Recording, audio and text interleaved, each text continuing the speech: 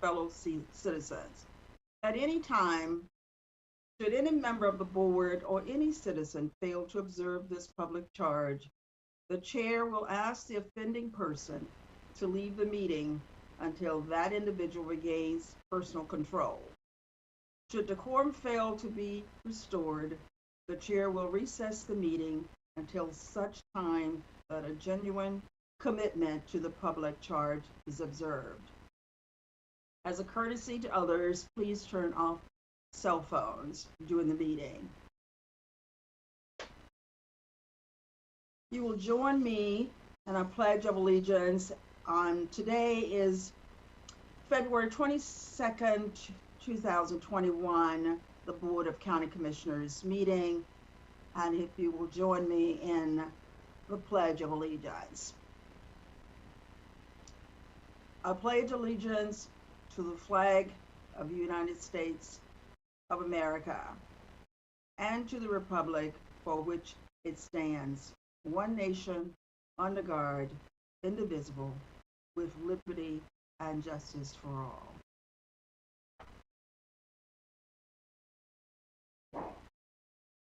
Commissioners, at this time, are there any adjustments to the agenda?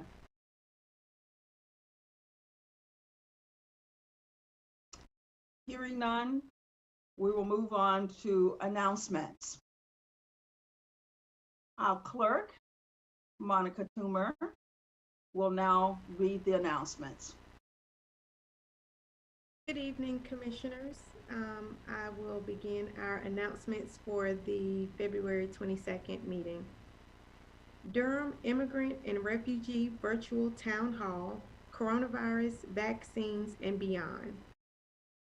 Durham elected officials and community organizations join Durham residents in its second trilingual English, Spanish, and Arabic Town Hall on Tuesday, February 23rd from 7 p.m. to 9 p.m.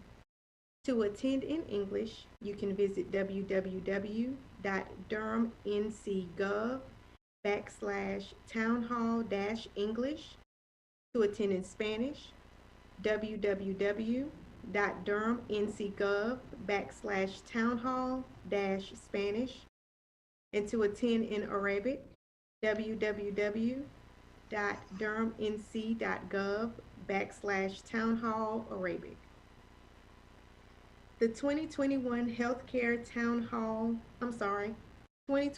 Healthcare Marketplace reopened.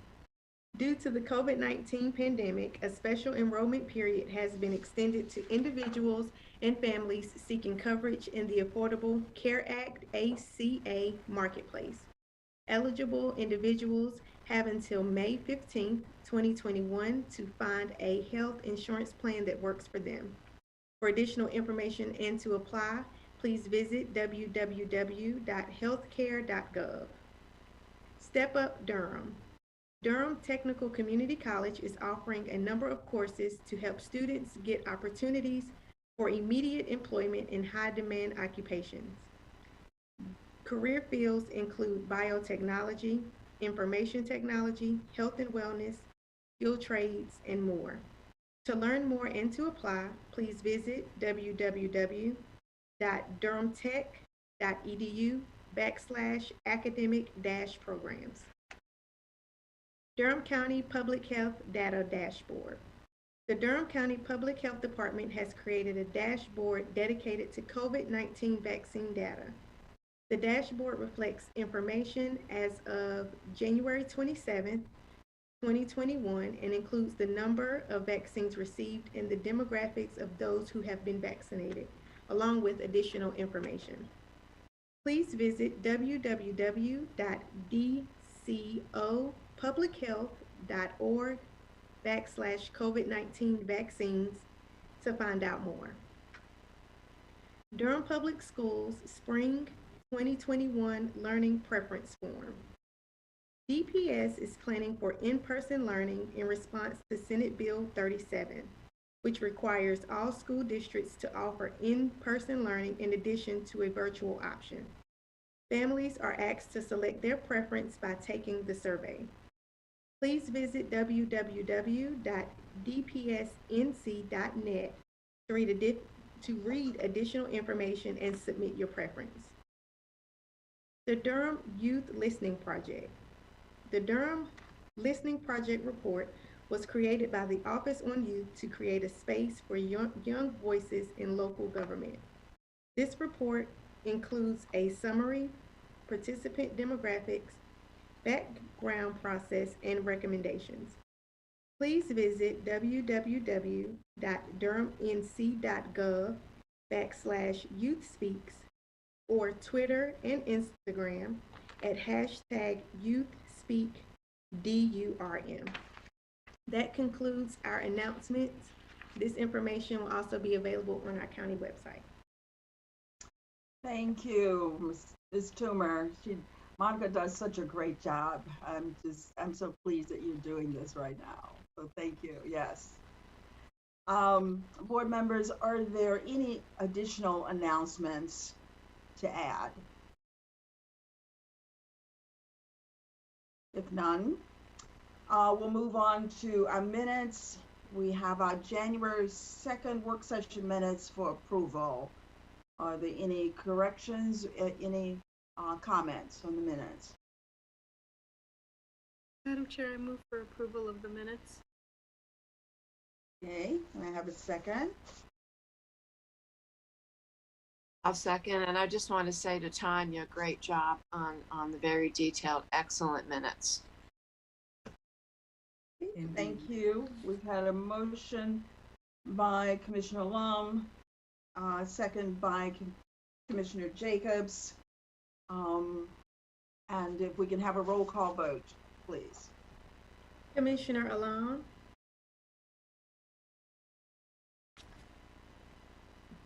Yes, I was muted. Sorry. There's you. Commissioner Burns, Aye. Commissioner Carter, Aye. Vice Chair Jacobs, Aye. and Chair Howerton. Thank you. Passes 5-0. The next item, Commissioners, is a ceremonial item, and I'm going to lend to Commissioner Alam if she will take over with the resolution. Thank you, Chair Howerton. I want to thank all of my commissioners for coming together with me to allow this resolution onto our agenda, honoring Dia Yasser Razan, who we lost 6 years ago in the Chapel Hill shooting in their apartment in Durham County to an Islamophobic hate crime. And unfortunately, North Carolina doesn't have hate crime prevention laws. So these types of resolutions by local governments, like we had passed in 2018 by the town of Chapel Hill, and Congressman David Price submitted a congressional record to the Congressional Library in their honor, really goes to break that stigma and that implicit bias that exists in the world that leads to this type of hate crimes that took Dia Yasser Razan away from us. And as all of you know, they were very near and dear to my heart and were a great reason for me to get politically involved and to run for office. And to be able to honor them here today with Faris, Dia's brother, is really truly humbling. So I really greatly appreciate the people of Durham and my fellow commissioners for allowing this. I want to introduce Faris Barakat, the brother of Dia Barakat. He's going to be reading the resolution for us tonight. Good evening, everybody. This is Faris Barakat, brother of Dia Barakat. The resolution reads as follows. The Durham Board of County Commissioners honors the legacy of Dia Yasser Razan, whereas Dia Barakat, Yusur Abu Salha, and Razan Abu Salha were young students in pursuit of their educational endeavors when their lives were tragically cut short by an Islamophobic hate crime in early 2015. And whereas these productive individuals preparing themselves to work in the areas of dentistry, biological sciences, and architecture at 2 area universities have become highly regarded for their generous work in the region, sharing services to assist the homeless by providing food and dental supplies, and whereas they unselfishly work to tackle many of the challenges facing our regional community by giving of themselves to address critical issues and to inspire others to take up the mantle and do the same for the least of those amongst us. And whereas it is evident from their actions that Liat Yusuf Razad completely embraced the philosophy of Dr. Martin Luther King Jr., who said, "Everybody can be great because anybody can serve. You only need a heart full of grace." And whereas the R3 Winners Foundation was created to honor the legacy of Liat Yusuf Razad with a core mission to mitigate explicit biases and to end hate crimes against all communities. And whereas the Lighthouse Project was created to carry on the dream of Liat Barakat to one day have a unified and structured community and support the youth with their projects. I think Brenda Howerton needs to read the next part. Okay. So now, therefore, I, Brenda Howerton, Chair of the Board of County Commissioners, and on behalf of the Durham Board of County Commissioners, do hereby resolve to honor the memory of the, you'll have to help me with the names. Liat Yusuf and Razan.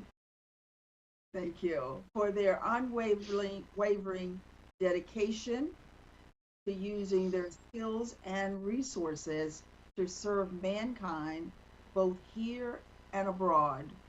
We urge all Durham community members to reflect on their profound legacy of service and to model their efforts daily. This is the 22nd day of February, 2021. Brenda A. Howerton, Chair, Wendy Jacobs, Vice Chair, Nana Alum, Commissioner, and I just went blank. Namashina Burns, Commissioner Heidi Carter. I got it. It took me a minute. Commissioner. Are there any comments from any of the commissioners at this point? I believe Faris was gonna speak for a few moments, if that's okay, Madam Chair. Sure. I just want to thank everybody here to have kind of taken this step, especially here at the local level. As the Commissioner just said, it's been done in Congress, but to have it in the county in which the court really just took place, I feel like just a year ago, and where we found that, Craig Hicks admitted to police he got angry, but he said my brother cursed him out. And you find in the video evidence in the case that we weren't able to talk about till the evidence that no such thing happened. And it's that difference, and it's that little bit of a truth that you kind of can find the real story. And Nida being on this board and being able to run and take things to the next level is the type of voice and person we need to continue the narrative and to be able to distinguish the little bit of nuance between, was this a parking dispute or something much more than that? Was it motivated by hate? And hopefully in furtherance of protecting and making safe Durham County for the rest of its citizens, we reflect on this and we, for now and forever, commit to light over darkness and love over hate. Thank you so much. Thank you. Commissioners, comments from you? Commissioner Burns? Be very quick. I think for a lot of people who are not familiar with this case, people often say this happened in Chapel Hill. It wouldn't matter where it happened at. They don't think about it as being something that happened in the county. And I just appreciate Commissioner Long for highlighting that, because people do need to understand that in what is considered the quote unquote bluest county, that hate crimes do occur. And multiple hate crimes occurred against those three before the death. Hate crime, you don't have to die for a hate crime to occur. So I'm happy that Commissioner Long put this forward. It makes me feel good that each commissioner recognizes that these things do occur here and we have to do work on them. Fair's to you, there's some of us on this board who have lost family members to a hate crime. It does not leave you. It absolutely does not leave you. Your family is in my prayers, and I look forward to seeing how we can support you all throughout this and how we can make sure that this does not happen again in Durham County. So I just thank you for coming on today, and I appreciate you. Commissioner Jacobs? just want to echo Commissioner Burns' comments, and that this was very close to Durham County. It was actually perpetrated by a spouse of a Durham County employee. So it was really impacted us in a very personal way. But I just want to thank you for being with us, Ferris, and it's really an honor to have you here for this proclamation and this resolution, and Commissioner Alam, to have you, the person who originated it, to have you presenting it to our board tonight. And I look forward to this being something that is a part of what we do, and honoring the legacy of Dia and Yusur and Razan, and just keeping their lives and everything that they represent for all of us, keeping that alive, and that what we all do. So thank you. Mr. Carter. Thank you.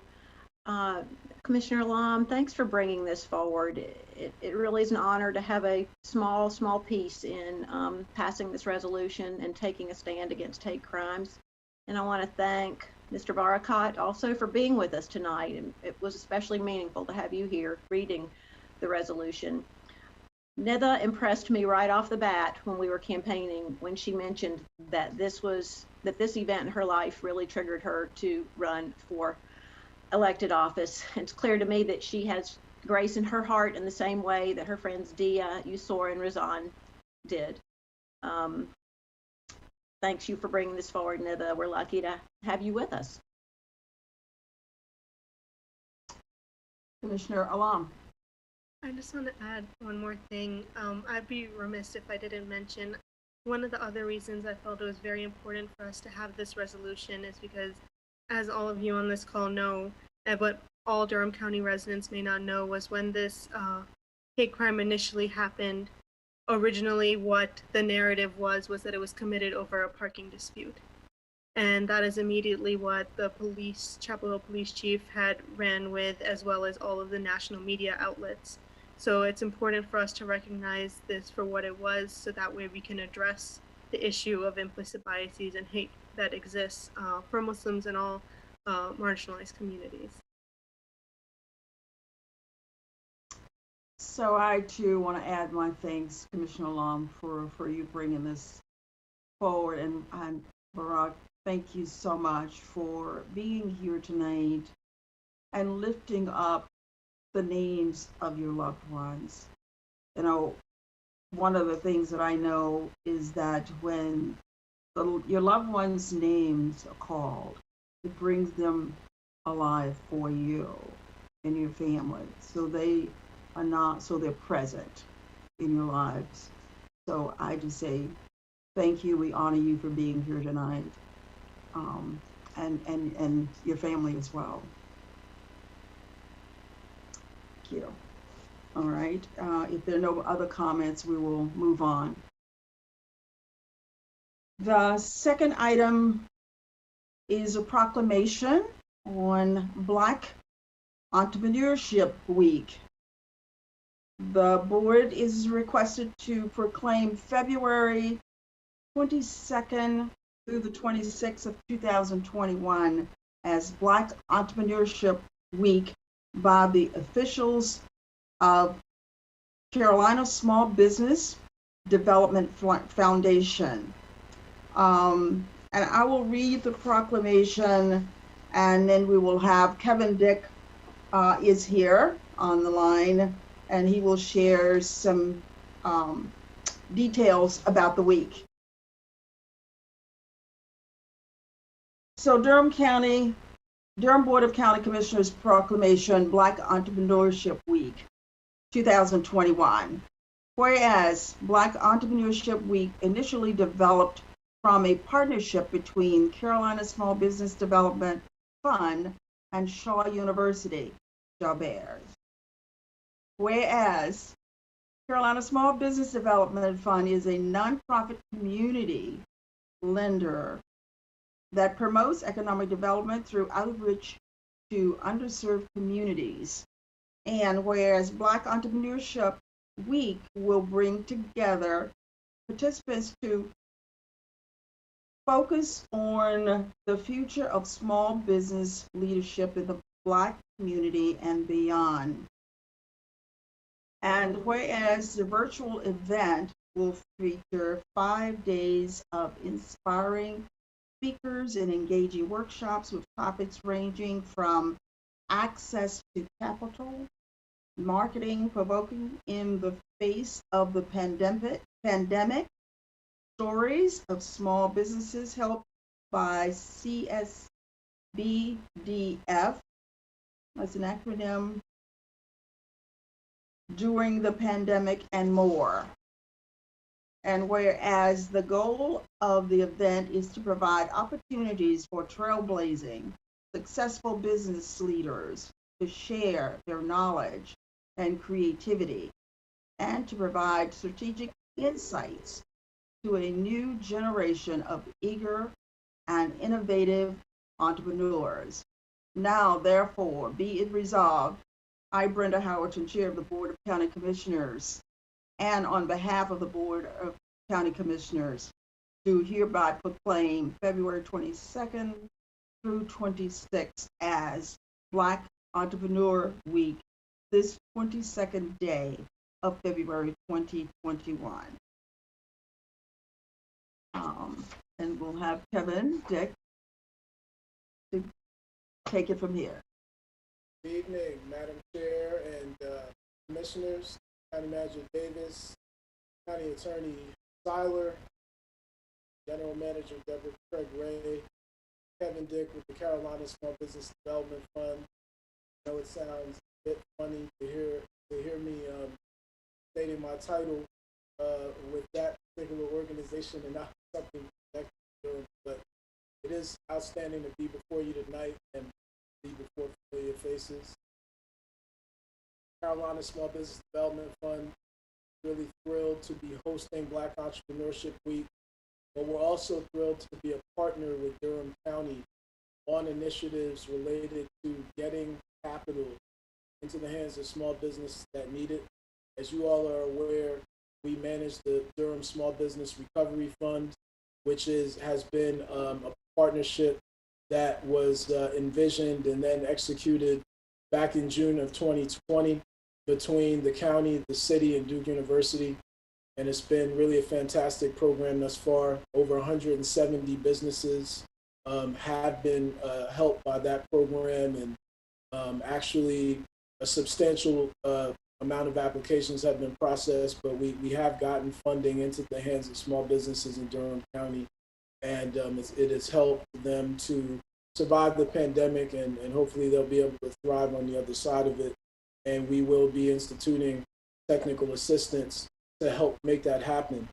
But a little bit more about Black Entrepreneurship Week. This is about the fourth time that CSBDF, Madam Chair, that means Carolina Small Business Development Fund. I figured you'd let us know what all that abbreviation, acronyms meant.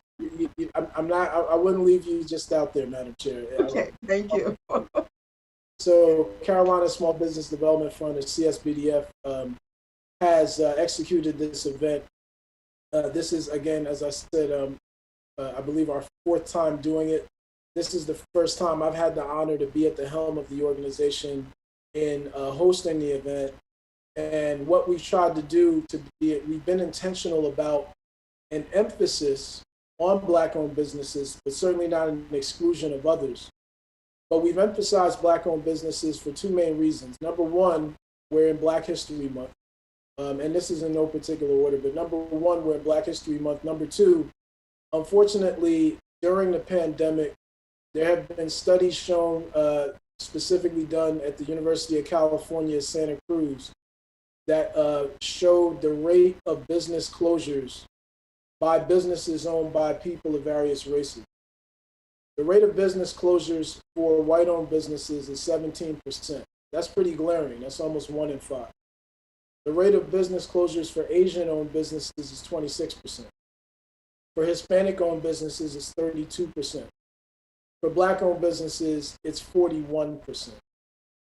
So that correlates to nearly 2.5 times the rate of white-owned businesses. And so when you have disproportionate impacts of the pandemic on small businesses, it takes disproportionately great effort to try to offset some of how these businesses are being negatively impacted. And hence the reason for a 5-day event full of content and contact, including 15 sessions, and Madam Chair referenced a few of the types of sessions we're doing. But I will define the why in terms of 4I. The why for why we're doing this event boiled down to inspiration, information, instruction, and introduction. Inspiration, information, instruction, and introduction. Let me elaborate, please. Inspiration is born by the fact that we are featuring an homage to the past. This morning, actually, the event started. We got off to a rousing start for this event. And we had, among other things, we had a panel this morning with Black-led financial institutions, including Carolina Small Business Development Fund, Mechanics and Farmers Bank, Piedmont Business Capital, and the UP Community Fund. These are various financial institutions throughout the state. My portion of that session was broadcast, if you will, live from the tower at Mutual Plaza, which we also know as the former North Carolina Mutual Life Insurance Building. At one time, the largest Black-owned insurance company in the country, and perhaps a stronger symbol of Black entrepreneurship than any in the state. Within the space, I was within the space of Provident 1898, a co-working space co-owned by a person of color. We wanted to be very intentional and inspire Black-owned businesses about what has been possible in the past and what is possible right now and what can be possible in the future by them interacting with each other and learning from other businesses. So that speaks to inspiration. Also information. We've had moderators and panelists, subject matter experts in various aspects that impact Black-owned businesses and other businesses for that matter. Access to capital. Sessions on certification, pre-qualification, being led by North Carolina Department of Transportation, as well as a panel from Black-led capacity building organizations that do technical assistance for Black-owned businesses. We're also hearing from former Carolina Small Business Development Fund borrowers and current recipients of funding, including one from the Durham County Fund, Nicole Oxendine of Empowered Dance Studio. They will be on panels that really, again, show what small businesses are doing to navigate the pandemic and how they may be inspiring and informational to others.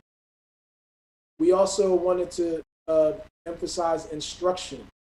We will be having Carolina Small Business Development Fund staff who are business coaches actually doing instruction sessions with 2 hours devoted to businesses being able to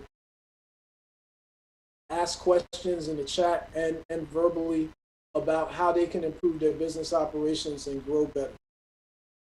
Finally, introduction. We've all heard the old adage that it's not about what you know, it's about who you know. And one of the things that we also know is that in addition to, unfortunately, a deficit of access to capital at times and the deficit of financial capital, businesses owned by people of color also suffer from a deficit of social capital. And that's one of the things we want to offset this week. We want to make sure that businesses have an opportunity to interact with each other as well as the moderators and panelists. And let me just give you a few examples of who some of these moderators are. Anita Brown-Graham with NC Impact. Deborah Holt-Noel with Black Issues Forum. And the list goes on. many Carolina Small Business Development Fund board members, Jada Grandy Mock, the head of Community and Economic Development for Fifth Third nationally, Ted Archer, an executive director with JP Morgan Chase. These are individuals that are going to be moderating panels and getting some of these small business owners together to really discuss how they're navigating the pandemic and how they intend to thrive. But what's also so great about this event is the platform we're using is very conducive to not only group session, but also individuals being able to sit at virtual tables and interact with each other, just as if they were at a network conference. So we've chosen a platform that really lends itself to getting group instruction, but also having intimate conversation at the same time. And so we're really excited to put on the event. We've been absolutely thrilled by the support we've gotten. We have over 300 registrants so far, and registrations are continuing to grow. I know we had 57 between last night and this morning, and as I said, they're growing. And the beauty of it is you can log in and log out at your convenience. So even if you say, wow, you know, my week is packed, my schedule is filled to the brim with different meetings and so forth, you can log in, you can register and be able to log in and log out at your convenience and still get access to some really important content. So as I said, we're very excited to throw this event. We really appreciate the support of the county in really everything we're doing, not just tonight. So we thank you for the grace you have shown to Durham County small businesses and giving Carolina Small Business Development Fund the honor and privilege of managing a fund that is helping to strengthen Durham's economy and helping to sustain small businesses. And I can take any questions if anyone has. Well, Kevin, we are very, very pleased to have you with us, and we're pleased that of all the support that you're giving to our Black business owners and this community. When you talk about inspiration, information, I said you mentioned two others, but Instruction and introduction. Instruction and introduction. But I mean, I like those things that all of them start with I's. Right. Interesting. But one of the things I didn't hear from you, if you would just say a little bit more about how individuals can contact the contact information, phone number, email, that kind of thing, or where do they go to register? Thank you so much, Madam Chair. I did leave that out, didn't I? carolinasmallbusiness.org, carolinasmallbusiness.org. You can register on our events page. It's very simple from that standpoint.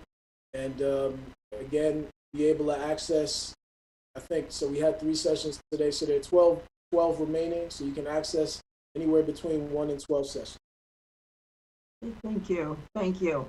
Other questions or comments from other commissioners? Commissioner Jacobs and then Commissioner Burns. And then Commissioner I think Commissioner Burns had her hand up first, so she can go and then I'll go. Okay, one of you go. I said she could. I was pointing that she could go. Mine is quick. I just wanted to also congratulate Mr. Dick on being one of the community partners for the Retool NC program. I know that you all have had the fiduciary responsibility of getting some of those payments out to companies, even some in Durham, much like the Institute. So thank you for that service. I have heard great things. I think other folks have. I wanted to throw this in because there's nothing I could add to what Mr. Dick threw out. But since we're at this portion, I wanted to throw out for the community members who are listening, the Biden administration did announce today that they were opening back up PPP and starting on Wednesday for 2 weeks. 2 weeks, it is open to to companies that have less than 20 employees. That is huge because the majority of our women-owned and minority businesses, especially here, have less than 20 employees. And that fund, I think right now with the additional funding that he has $284 million added into it. So now, Black farmers, female farmers, sole proprietors, those who are independent. So I just wanted the community to know, that was a real big issue that we had last year, that so many small businesses were left out. So opening up Wednesday for 2 weeks, that application will open up, and I hope you all can take advantage of it, and you will be in a better position to do so because you will have the inspiration and the information and the introduction and I forget the other I, and the information, inspiration to go forth and take advantage of that opportunity. But that was all I wanted to throw in. But thank you. Commissioner Burns, will you be on the panel? You're pretty impressive. I think you stole some. I'm actually mad that I'm not on a panel, so we will talk about this afterwards. No, we've got some very impressive panelists. Okay. Commissioner Jacobs? Well, thank you. Thanks for sharing that information, Commissioner Burns.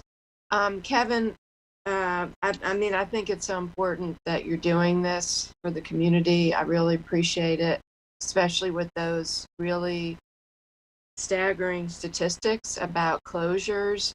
And I wonder if you could tell us a little bit about, is that the rate that we're seeing here in Durham also? And with the two funds that you've been helping to manage, one is a grant fund and one is the loan fund. I didn't get a chance to read it. Andy sent an update, but just wondering, it's from what I've heard is people obviously are more interested in the grant funding, and that a lot of, I guess people are concerned, especially some of the loans are tied to even, salaries for employees and just concerns about ability to pay back.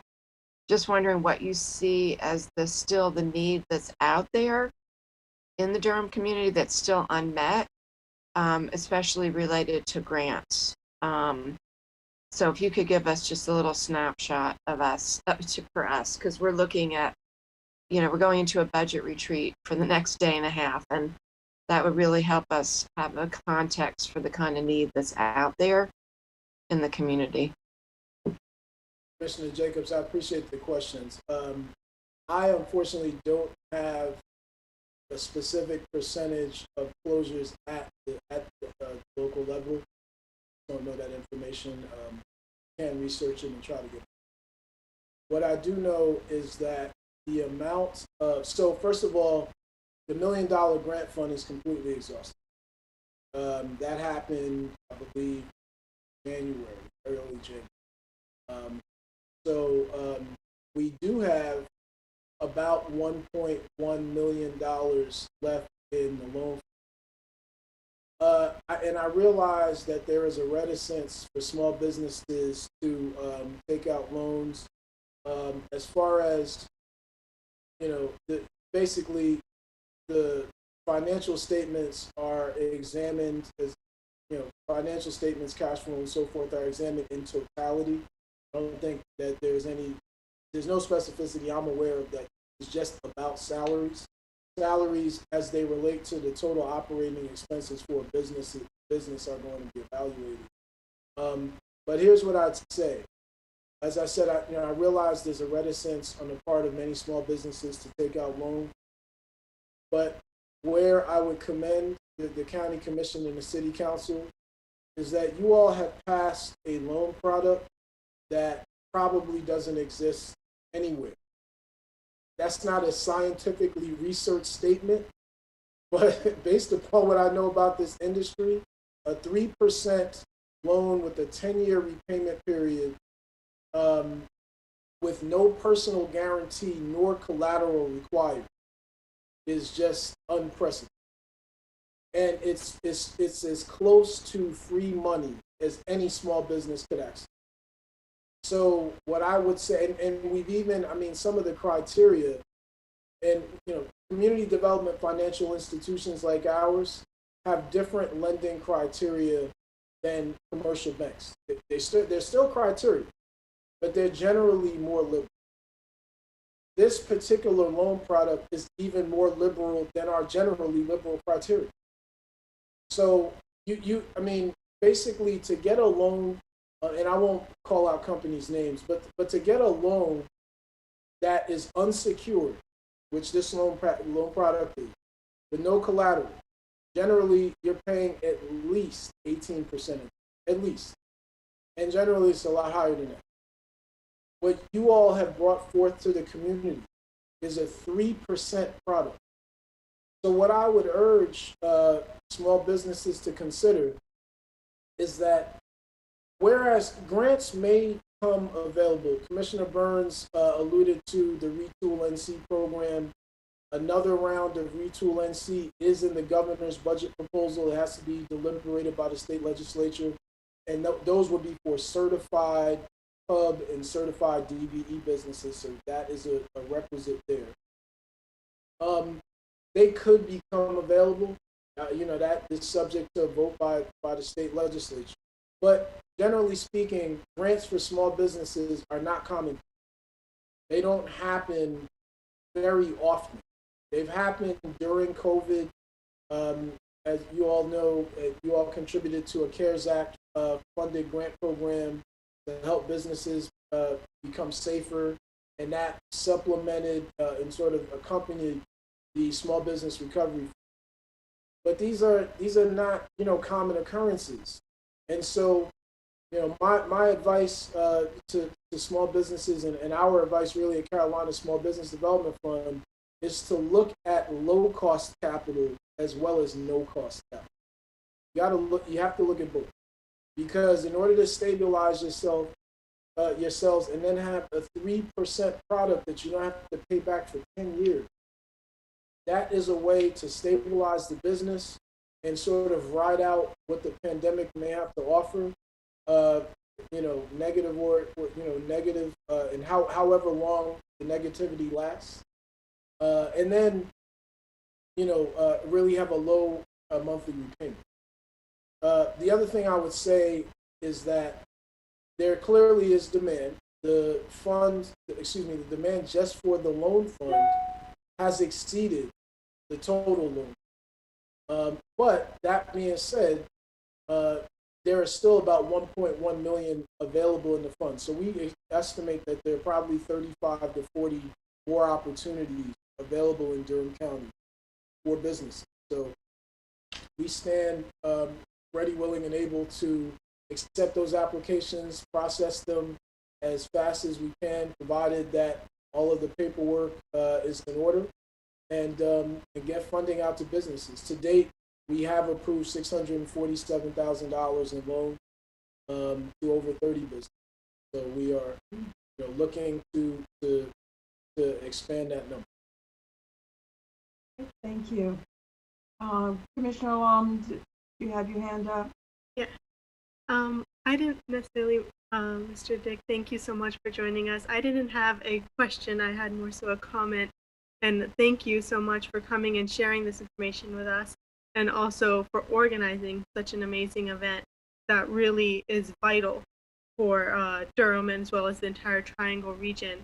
I just wanted to add on the importance that, like, you had mentioned, the statistics of businesses closing due to COVID and that ratio and how drastic that is. And I think, we also need to identify that this is something that we see drastically impact Black business owners from a long history, especially here in Durham. We know the history of how the Hayti community and the thriving businesses there were destroyed by the freeway.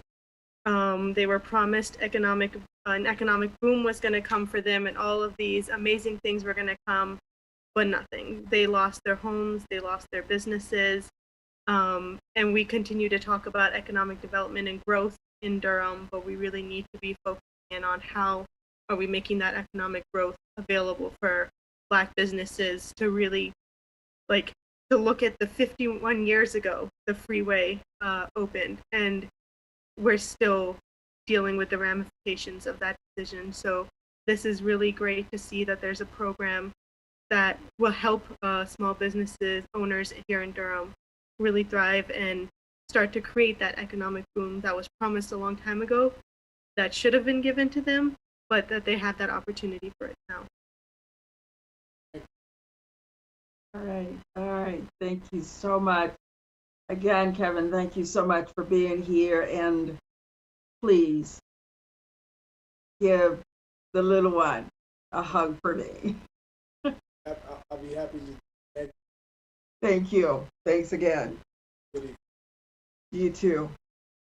Our next item, the board is requested to adopt the resolution for the board for the this resolution is to be signed. It's the North Carolina Local Government Group comments to Duke Energy's 2020 Integrated Resource Plan. And I'm going to ask Commissioner Carter if you would read that one, please. Yes, thank you, Madam Chair, for asking. Love to. Durham Board of County Commissioners resolution of the Durham Board of County Commissioners to submit public comment to the North Carolina Utilities Commission regarding Duke Energy's 2020 Integrated Resource Plan. Whereas Durham County has a goal of reducing greenhouse gas emissions in operations by 50% from 2005 levels by 2030, and whereas the Board of Commissioners adopted a goal to work towards transitioning county operations to 80% renewable energy by 2030 and 100% renewable energy by 2050, while calling on Duke Energy and the North Carolina Utilities Commission to work with local governments to achieve these goals. And whereas electricity accounts for 48% of county operations' total energy use and 59% of county operations' greenhouse gas emissions. And whereas the electricity Durham County uses in operations is generated by Duke Energy, and whereas Duke Energy's 2020 Integrated Resource Plan, which outlines plans for electricity generation, transmission, and energy efficiency efforts for the next 15 years, is currently up for review before the North Carolina Utilities Commission. And whereas Durham County has the opportunity to join with other North Carolina local governments to communicate how the 2020 IRP can best support those goals while addressing equity and environmental justice issues. Now, therefore, be it resolved by the Durham County Board of Commissioners that the chair or her designee signs on to the North Carolina Local Government Group comment to Duke Energy's 2020 Integrated Resource Plan, docket E100 sub 165, and direct staff to continue to work with other North Carolina local governments on this issue throughout the IRP process. This, the 22nd day of February 2021, with spaces for all of our signatures. Thank you, Commissioner Carter. And we have Tobin Freed, Sustainability Manager, to speak on this item. Thank you very much to the chair and to Commissioner Carter for reading that so beautifully. Thank you for having me here today to speak on this and for your support. Durham County, as you know, has a long history of sustainability and climate action. As was stated in the resolution, we have greenhouse gas emissions reduction goals. We have renewable energy goals. We are making progress on those goals. Durham County operations have reduced our greenhouse gas emissions by 12% and in our community by 8% since 2009. Even while the county and county operations have been growing very quickly during that time. We also are on the verge, hopefully, fingers crossed, of purchasing a large amount of solar energy to cover some of the electricity that we use in our operation. So we are making progress. But as we develop these plans to figure out how we're going to meet our goals, we realize that we can't do it alone. And as much as we invest in energy efficiency and we purchase solar energy and we put solar panels on our buildings and we electrify our fleet, there is still going to be some percentage of our electricity that we need to buy from the grid from Duke Energy. And we do buy all of our electricity from Duke Energy, and most of our residents do as well. So what they do, the decisions that they make, impacts our ability to meet our goals, and of course, more broadly, impacts our planet. The reason we have all these goals is to stop climate change from getting out of control and to make sure that we have a planet to live on and that our children and grandchildren can live as well. We've seen the impacts of climate change, certainly just this past week or so with the terrible snowstorms and things like that. So it is real and it is here, and we have to act urgently. And so what Duke Energy does as the major electricity supplier in North Carolina really matters. So as was mentioned in the resolution, they have every 2 years submit an integrated resource plan, an IRP, to the Public Utilities Commission. And then there's a public process for that whereby stakeholders can have some say in what's being proposed. And so these plans not only impact renewable energy and greenhouse gas emissions, but they also impact people. The decisions they make will impact where pollution happens, what type of pollution, when it happens, how much energy costs, what that energy burden is for people, when they have to pay for it. It impacts jobs and economic development in areas so around the whole state, whether it's clean energy jobs or whether it's jobs in power plants that close down. All of these impact people, and so we want to make sure that those are done in ways that are the most benefit and reduce the disproportionate impact on those who unfortunately traditionally do see the worst impacts from these decisions. So we want to avoid that. So as part of this process, for the first time ever, local governments from across the state are providing comments to the plan and through this letter. And in this letter, they encourage through the plan to retire coal plants at the earliest practicable time, to increase renewable energy in the system, to value energy efficiency, to consider strong adoption of electric vehicles, and to be more transparent about how they engage historically disadvantaged communities and include those recommendations from those communities. So far, 10 other local North Carolina governments from across the state have signed on to this letter, and tonight the opportunity is before you to join them in this important action.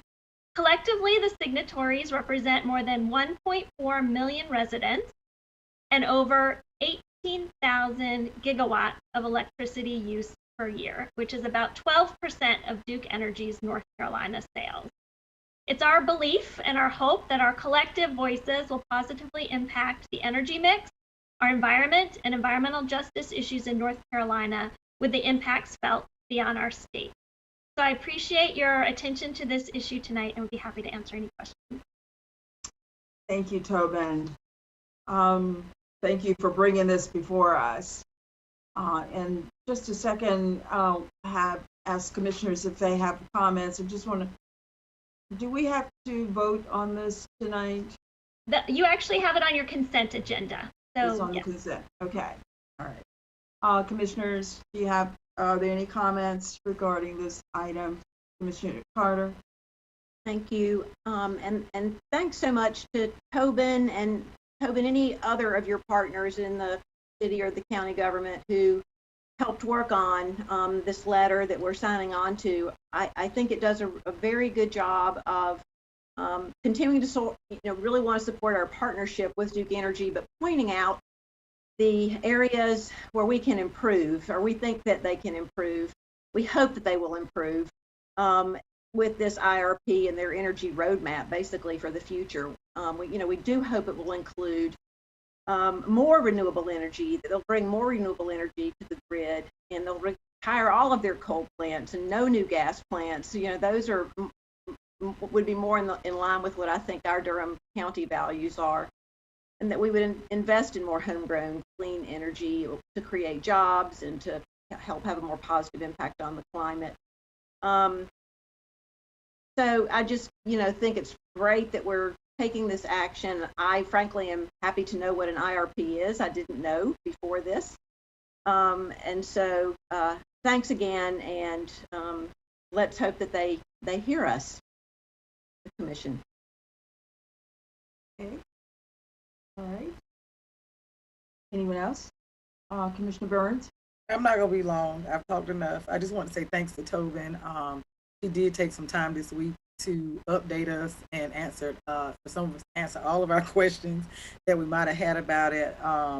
And I'm all about strengthening partnerships, but the more I have to agree with Commissioner Carter in that this resolution really reflects our values. And I'm just happy that, you know, she was able to say, well, this is what we want to do. This is what other communities want to do. And so often people don't want to do that with utility companies. And so thank you for all your hard work. Thank you for always taking the time with us. And I appreciate you. So. Yeah, this is great. So again, thank you, Tobin, for bringing this to us. Okay, if no other comments, we're going to move on to a consent agenda. Commissioners, we have 21 items on this agenda. And because there are a few new items, I'd like the manager to read each item, and if there are items to be pulled, we can put them at the end of the agenda for tonight. Thank you, Madam Chairman. I'm going to start at the very top, obviously, with item 82, which is essentially the appointment of our LEPC, our Local Emergency Planning Committee. Items 85 is essentially a budget ordinance amendment that's appropriating $187,106 in the Register of Deeds office for our automated restricted fund balance, which is a specialized fund balance in the Register of Deeds office for the purposes of executing a contract with Tyler Technologies. Item 91 is a submission of the comments to the Utilities Commission docket that you just heard about regarding the Integrated Resource Plan and the letter that was in fact referred to.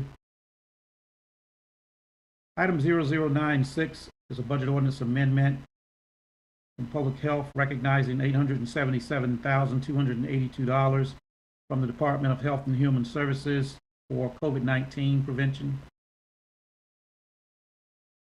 Item 97 is another budget ordinance amendment for the Public Health Department. Once again, it's from the Health and Human Services in the amount of $48,935 for our DINE, which is our nutrition education program. Item 98, the budget ordinance amendment from the Department of Social Services to accept a grant in the amount of $1,244,759.40 for emergency and utility rental assistance. Mr. Manager, I don't want to pull it, but I just wanted to highlight this as well as another item regarding increased rental assistance coming into our community, and also just really thank our DSS staff who've been doing such an amazing job running programs to help process these applications. And as Commissioner Burns knows, it's complicated, it's not easy, you have to follow the rules. And there's a different set of rules for every program. So I just want to acknowledge our DSS staff and this opportunity for the community. Item 99 is our standard property tax and release and refund report for the month of January. Item 100 is a budget ordinance amendment recognizing $8,214,809 from the City of Durham for our interlocal agreement to administer our emergency rental assistance program. Item 101 is a budget ordinance amendment from the Health Department to appropriate fund balance in the amount of $125,000 for the jail medical care and amending the jail health contract. Item 104 is a capital project amendment of PAYGO in the amount of $250,000 for Durham Tech for the demolition of a building. Item 108 is to approve the revised Board of Commission appointment.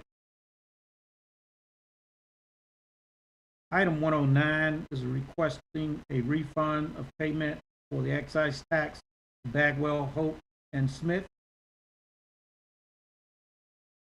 Item 111 is an increase in the interlocal agreement between the City of Durham and Durham County to provide recycling processing for hall services. Item 112 is a Board of Adjustment annual report. Item 113 is the 2020 Historic Preservation Commission annual report. Item 114 is the 2020 Planning Commission annual report. Item 121 is the board approval to consider allocating economic development funds for ad varium, which you heard at our last meeting. Mr. Manager, this is Monica. We did have one person that submitted a comment during that 24-hour comment period. If it's okay, I'd like to read that now. By all means, please do, Madam Clerk. This comment comes from DeWarren Langley. He submitted the comment on Tuesday, February 9th, which was within the 24-hour public comment period. It reads, the Career Pathway Program of the Charles Hamilton Houston Foundation Incorporated would welcome working as a strategic partner with Adverum to educate, empower, and equip boys and young men of color for life science and gene therapy production career opportunities by being intentional about engaging, partnering, and supporting our efforts to help them acquire the skills, knowledge, experience, and network needed to succeed in the competitive workforce through our Young Men of Excellence program and Career Pathway program. We understand that there is not enough merely to inform boys and young men of color about opportunities, but to also provide consistent and responsive support to them on their journey to define their goals, develop a strategy, and take the necessary steps towards success.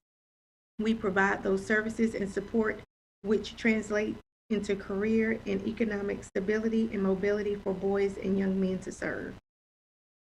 Let us continue to expose our boys and young men of color to professional career pathways that will allow them to live successful and meaningful lives with career and economic stability and mobility.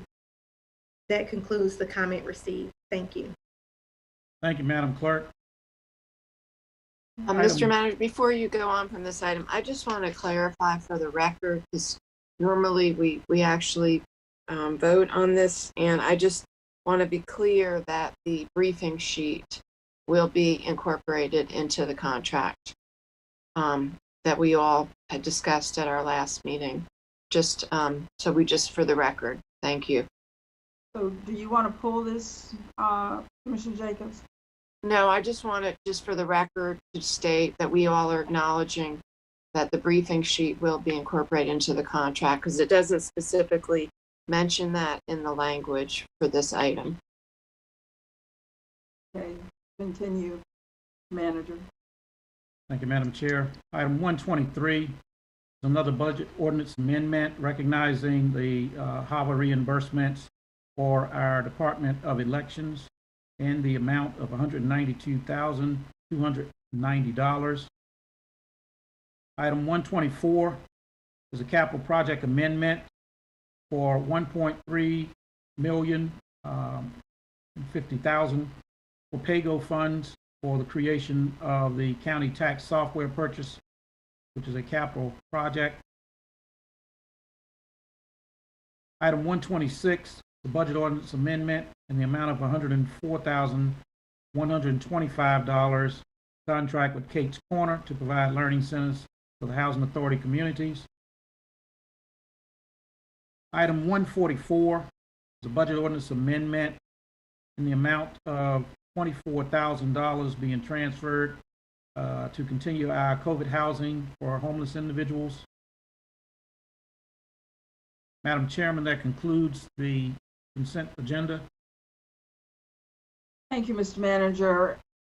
Just for the listening public, just to reiterate that all of these items, we have had an opportunity to either go over during our work session or our agenda comes out on Thursday. So we have an opportunity to get with staff and with the manager to ask questions if there are some concerns that we have.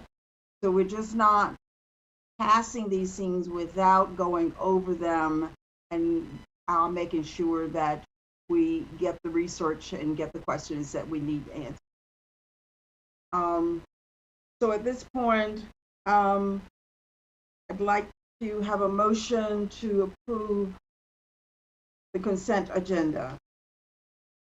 So moved, Madam Chair. Second. Been moved by Commissioner Alam, second by Commissioner Burns. Can we have a roll call vote, please? Commissioner Burns, Aye. Commissioner Alam, Aye. Commissioner Carter, Vice Chair Jacobs, Yes. and Chair Howerton. Passes 5-0. Our next item is our illustrious health director, forecast on COVID-19. And we'll have our health director update us on responses and efforts. This discussion will be held. There he is right there, Ron Jacobs. You want to take it away. Good evening, Madam Chair, Yes. and to the best Board of County Commissioners in all the land this side of heaven. Good evening to my county manager, my county attorney, and all the general managers. We certainly greet you, and we thank you so much for all of your support.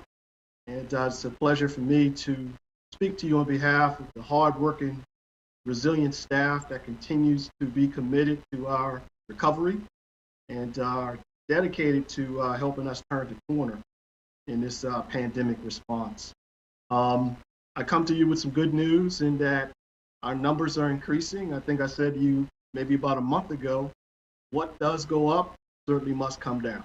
And we're delighted to let you know that all the indicators from our surveillance work are showing that all the efforts in Durham are paying off as far as mask wearing properly, social distancing, avoiding large gatherings, and just making sure that they continue to wash their hands. So again, that's a bit of good news. We currently sit at 818 active cases, and I think you remember the last time we were in 1,000, about 1,200. So now we're back under 1,000. We're delighted about that. Unfortunately, a little bit of bad news. Our deaths have increased, unfortunately, and we've increased by about 13 deaths since the last time we met. Our hearts, prayers, and meditation goes to those families who've lost loved ones to COVID. Our individuals who beat COVID, 20,776 individuals who beat COVID since the pandemic began. Our total was 21,805 total cases of COVID-19 since the beginning of the pandemic, almost a year ago. Our 7-day moving average is 63.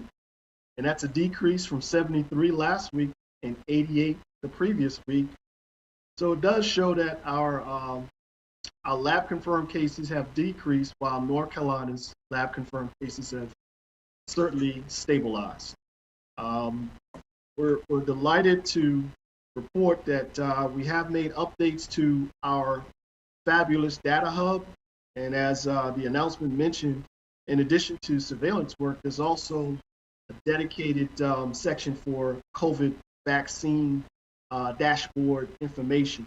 There's a lot of great information out there. I definitely want to give praise to Dr. Christian Naney and Ms. Marissa Mortarboy and John Paul Zita, who encompass our data team. They've worked very hard to continue our tradition of being transparent, open, and honest in all that we do with our COVID response. I'd also like to just mention that really quick, not much has changed in terms of our race, ethnicity, and data as far as our percentages. They have all but remained the same. Not much has changed in where COVID is rearing its ugly head in the work settings. Correctional institutions, nursing care facilities, and universities continue to be those areas. Much has changed, however, in our percent of positive labs reported electronically. As you would recall from Secretary Cohen and a lot in the many press briefings, they really want North Carolina as a state to be at 5%. And Durham is close. We're at 5.5%. And this is an increase, a decrease from last week, which was 6.5%. And then there are also some models, which we're fortunate to have Duke's model reported to us on a weekly basis that has Durham at 2.9%. So again, we are delighted that those numbers are decreasing, and it's just only going to help us to get closer to turning the corner completely. Let's talk about school-age children. Right now, again, 327 total cases, representing about 16.4% of all of our cases. Again, we're keeping a watchful eye on that. We do know that more time. I do apologize, my commissioners. I gave y'all the wrong thing. 174 total cases, representing 13.45%. I do apologize for that oversight. But we are continuing to keep a watchful eye on school-age children. Now I'll get to some COVID-19 updates. As mentioned many times before, the state is providing us with 3-week iterations of guaranteed doses. Right now, for the next 3 weeks, we are guaranteed to receive 1,170 doses of Pfizer. On a week-to-week basis, we do petition for event allocations. We're not receiving any equity doses, and I'm not necessarily been out of shape for that because Durham is doing exceptionally well, and we're outpacing the state when it comes to demographic utilization. The only demographic that we're lagging behind with the state is the white population, but every other demographic from Asian Pacificer, I think I'm saying that right, Blacks, the Latinx, we are outpacing the state, and that's just attributed to the diversity that is all but representative of Durham County. However, I would love, I love to give y'all statistics, but I would like to give you a little bit more statistics to kind of bring it home for you. As of right now, we're still currently vaccinating groups 1 and 2. There have been 47,277 doses of vaccine administered in Durham County to Durham County residents. 30,445 Durham residents has received a first dose, which represents 9.76% of Durham County population. 16,832 residents have received the second dose, which accounts for 5.4% of Durham County's population. We have been hard at work, basically getting a number of vaccination sites and vendors who can vaccinate. Of course, most vaccinations have occurred at Duke University Hospital, Duke Regional, and Durham County Department of Public Health. Make no mistake about it, we have encouraged an additional 20 people to 20 vaccinators to become official vaccine providers. And on that COVID vaccination dashboard, all the different vaccination sites are mapped out, and it's located for our residents. If you hover over the site, it gives you all the information you need in order to be able to schedule an appointment when it's your turn and your spot to take your shot. Additional information for you again, we're delighted that Walgreens is now in their second week. There are 11 sites, and we're going to continue to petition for more sites to be open. I have heard that in certain states up north, CVS is doing vaccinations. I do know that there are plans for CVS to come on board, but that hasn't been released yet. But we're excited to know that we have more individuals. In terms of demographic and age, we have the majority of our vaccinations occurring in the 65-plus-year-old population, with people who are 69 years of age being the dominant vaccination age at 1,429 individuals.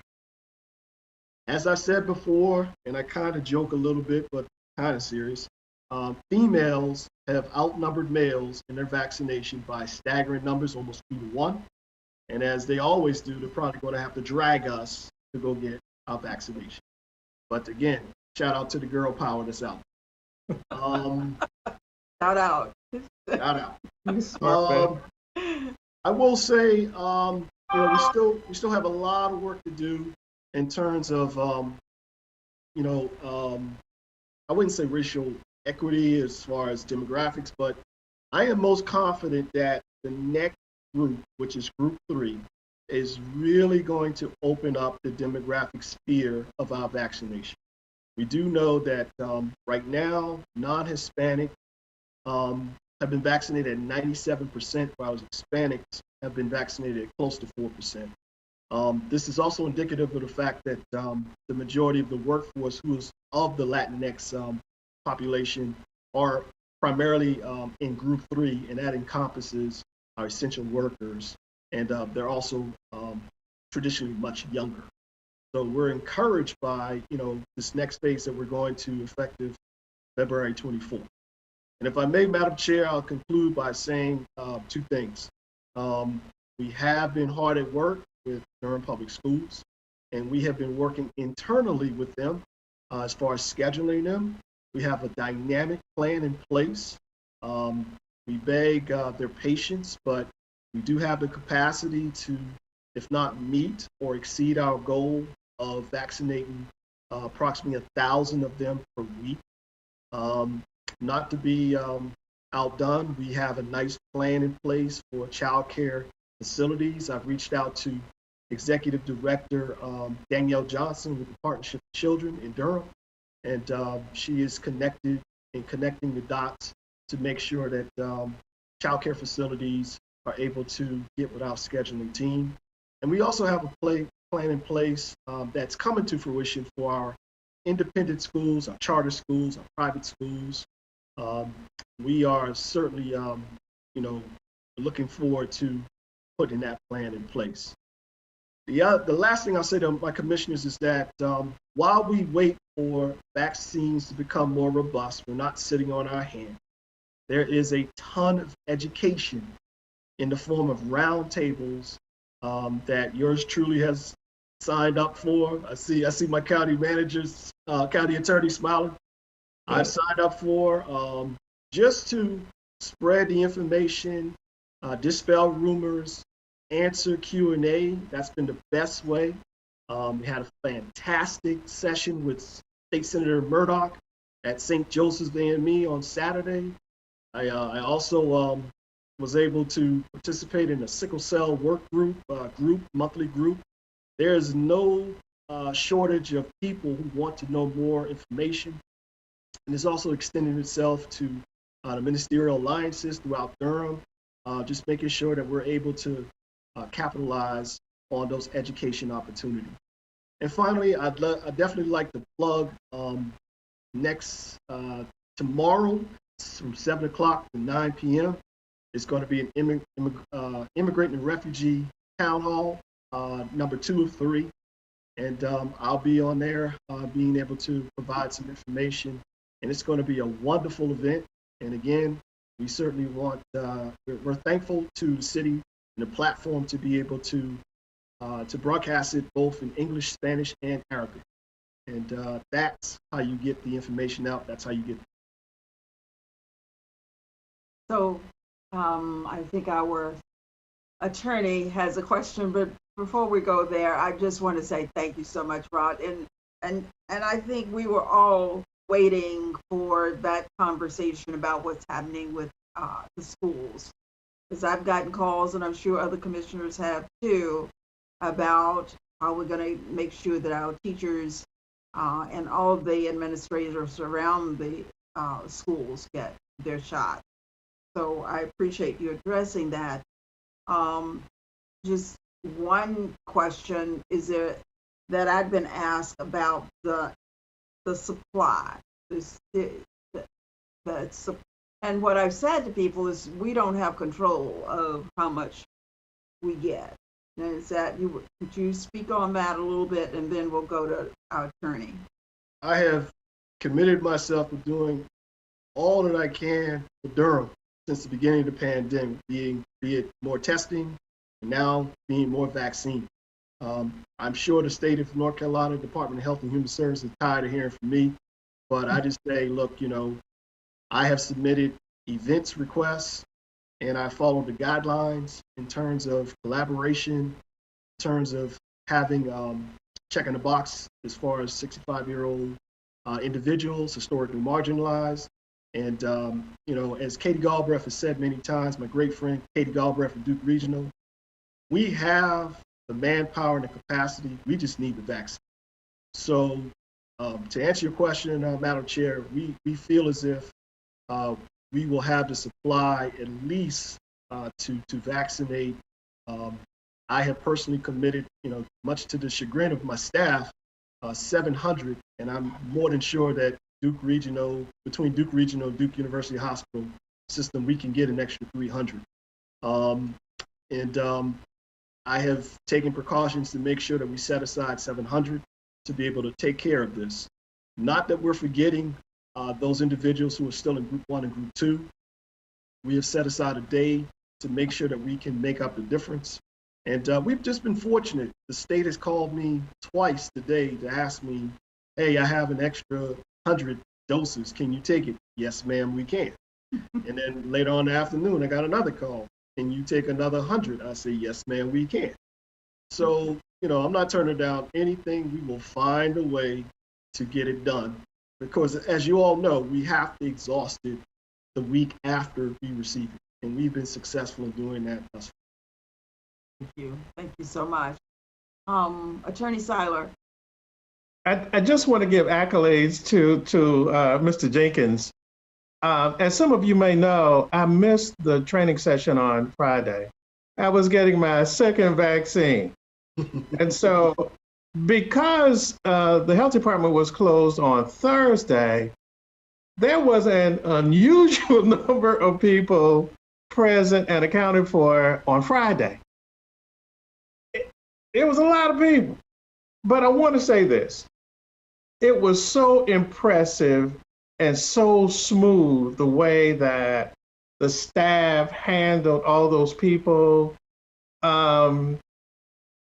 People were so excited about it, and the way they were treated so nicely. I think that, honestly, I almost had a good time standing in line waiting because I was in line with some really nice people. I hope I see them again because I really enjoyed just the conversation, and everyone was appreciative of what the health department was doing. And so, as you know, once you get in there, Mr. Jenkins, his desk is back there in the back. So he's got an eye on everything. But between he and his staff, I mean, they run a tight ship. It was so seamless, but outstanding job. Thank you, sir. And again, I don't sit back there in an overseeing position. I just want to be amongst the people. I want to be in the heat of battle, being able to serve, being able to fix anything that goes wrong right on the spot, as opposed to staff having to come and find me. And it's been fun. It's been a lot of fun. And we certainly, you can't be in this business that we're in if you don't have a heart for people. That's Absolutely. Absolutely. I did have a question. So, other commissioners, Commissioner Burns, go ahead. I have a question. It's quick. I will point out, Lo, he treated you way better than me because Mr. Jenkins kicked me out. He said, 25 minutes, you are done. Yes, you did. Because I'm out there talking to people. I'm clapping. I'm shaking hands. I'm trying to have fun in there. And are you all right? He said, you are at 20. I stayed about 2 hours last time. Rod kicked me out, but that's okay. I just, I want the people to be happy. But what I want to throw out there, not going to jump on the DPS question. A couple of meetings ago, matter of fact, I think one of our first meetings, you told us, we asked, we said, who is working on the campaign to make folks feel comfortable about taking this vaccine? And we recognize, you and I, we all know that this is not to speak, right? We know that on this call. But I spent all last week, all this weekend, talking to as many teachers as I could, at as many high schools as I could. And one of the issues that we have is that there's still uncertainty, not necessarily about the efficacy of this vaccine, but about the safety of it. And for you, and when I sit here and I'm talking to all these teachers, and they're, outside of the situation with schools opening, we have that the level of reluctantness, fear is very real and very palatable. So the state was supposed to get, the state told you that they were going to run a campaign. That has not happened. There was supposed to be a call center for that vaccine. If the campaign has happened, I haven't seen it. There's supposed to be a call center for that vaccine, for vaccination outreach. They just awarded that RFP maybe last week. I saw you this weekend. Here comes the question, Chairwoman Howard. I saw you sitting at the back in a suit because you had 3 Zooms to do that day. So I'm not trying to put it upon you. And as much as I want to come down there and hold the hands of teachers, I'm afraid you're going to kick me out again. So my question is, what can we do? Or not what can we do? I'm going to table that. I want to know, have you heard from the state on whether or not there's going to be some statewide outreach to individuals, to people of color about the safety of this vaccine? We know that there's a significant amount of young African-American teachers in our high schools. And for some who are fearful of going back, and even some who are ripping and roaring and going back, the thought of taking this vaccine is very scary. So where are we at on that campaign? I will say, thank you for that question, Commissioner Burns. Indeed, there was supposed to be a statewide campaign. There is some semblance of it. They did do a lot of public service announcement. They came to Durham, and stalwarts of Durham like Mickey Michaud and a couple other people were reported. And I think that has landed on their website. But rest assured, we have a weekly call every Tuesday with the state that gives us an opportunity to ask some questions. This is certainly going to be a question that my team and I will ask. In the meantime, in between time, we tend not to sit on our laurels and wait for the state. We do whatever we can. So I am proud to say that I've received the information that I need from DPS 7 o'clock tonight to get us started. And the next thing that we can do is just probably, really ping the superintendent and his staff, his wonderful staff, and just ask, what can we do to, build trust, to get more of your staff, more involved. And, if we have to do a town hall ourselves, we can do it. But I will mention to the state, just to ask, what can y'all do? I think, it is my opinion that when we pivoted to this current season we're in with Group 3 Phase 1, if you will, not a whole lot of time and effort was made to really lay it out. Right. And we're all kind of catching up as we go. But nevertheless, Durham takes care of Durham, and I don't have a problem reaching out to the superintendent, just ask like, hey, is this something that's going to help? But I think for right now, they have been surveying and they've been collecting information to help us to get started. And I truly believe that this is something that they're going to want to do sooner rather than later. Well, thank you. And the only reason why I asked about the state, just so we're aware, it is because I echo Lowell's sentiment. You are out there working 16, 17-hour days. So that was the only reason why I asked whether or not there was the cavalry ever coming. And if they don't come, you tell Dr. Mubinga, I'll be down there. I can talk to the teachers. I'll tell them I don't have a 10th leg. I don't have two extra thumbs. I did take a very long nap, but I feel like that, Commissioner Lom always talks about the mental health piece of it. We've got to look at that. And I want to be intentional about that. But I also don't want to put more of a burden on you all. And if we have to take that on ourselves, let us know so that we can be supported. And I'll just end on that. Thank you. Thank you, Commissioner Burns. Okay, so we've got Commissioner Lom and Commissioner Jacobs. If we could take no more than 3 minutes each, it'd be great so that we can move along to the next item. Yeah, and Commissioner Burns gave me a good segue into my question or comment about the mental health. And I know, Director Jenkins, I brought this up at my first Board of Health meeting as the new liaison for the commission. I have big shoes to fill with Chair Howerton leaving that board. But one of the things I brought up, and it's still a concern of mine, and I know you talked about it a little bit, but hopefully like the rest of the commissioners to know, if you may already know, but as we go into the budget retreat time, is one of the concerns I have is that, we have a lot of vacancies for school nurses in that are still open, that are frozen right now, but are have been open even before the freeze. They've been vacant for quite some time, and there's been a concern about how do we recruit the best talent? And I think that needs to be really revisited as we start reopening schools and sending kids back in the middle of a pandemic, and we don't have enough nurses in all of our schools. I'm really concerned about that. Thank you for raising that, Commissioner Lum, and we warmly welcome you to the Board of Health. We had a great meeting a couple of weeks ago, and we thank you for being there. I think sometimes, when you're on the outside and you're looking at, the job description and everything, you have some reservations, but we've been fortunate, downright blessed, to be able to have some fantastic temp nurses who have joined us. And they've been able to be on the inside to really see and talk to school health nurses. So I foresee us really having a lot of luck in the next couple of weeks in terms of those temp nurses who are fully qualified to be school health nurses to maybe throw their name in the hat and really consider us as their employer of choice. And we continue to do the best that we can to recruit. I do know that there's some nurses out there that have some reservations, but the one thing I will say is that we have a very dynamic human resources department under the leadership of the great Tastiest Town, and we work extremely well together. And I do feel as if our vacancies will be filled in short order. Well, Rod, that my giving up the health department was no easy task.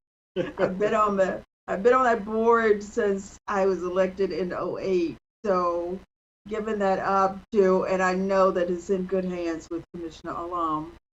And I know that that's one of the things that we've worked on for years is to get as many nurses in our schools as possible. So I know that you will continue to work on that. So thank you. There was another question from Commissioner Jacobs. Thank you, Madam Chair. Rod, thank you as always for everything you're doing. And I think your participation in all of these conversations is really, really important.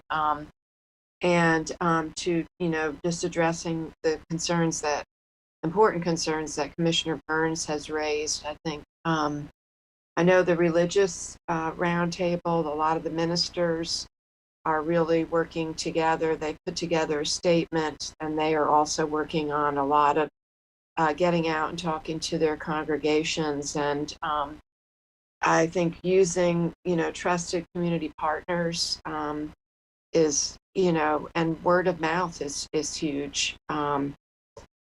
Just people talking about their experiences is important. And I encourage everyone to do the Back on the Bull Pledge, which is really being launched right now, where people give their testimony about, that they pledged to get the vaccine.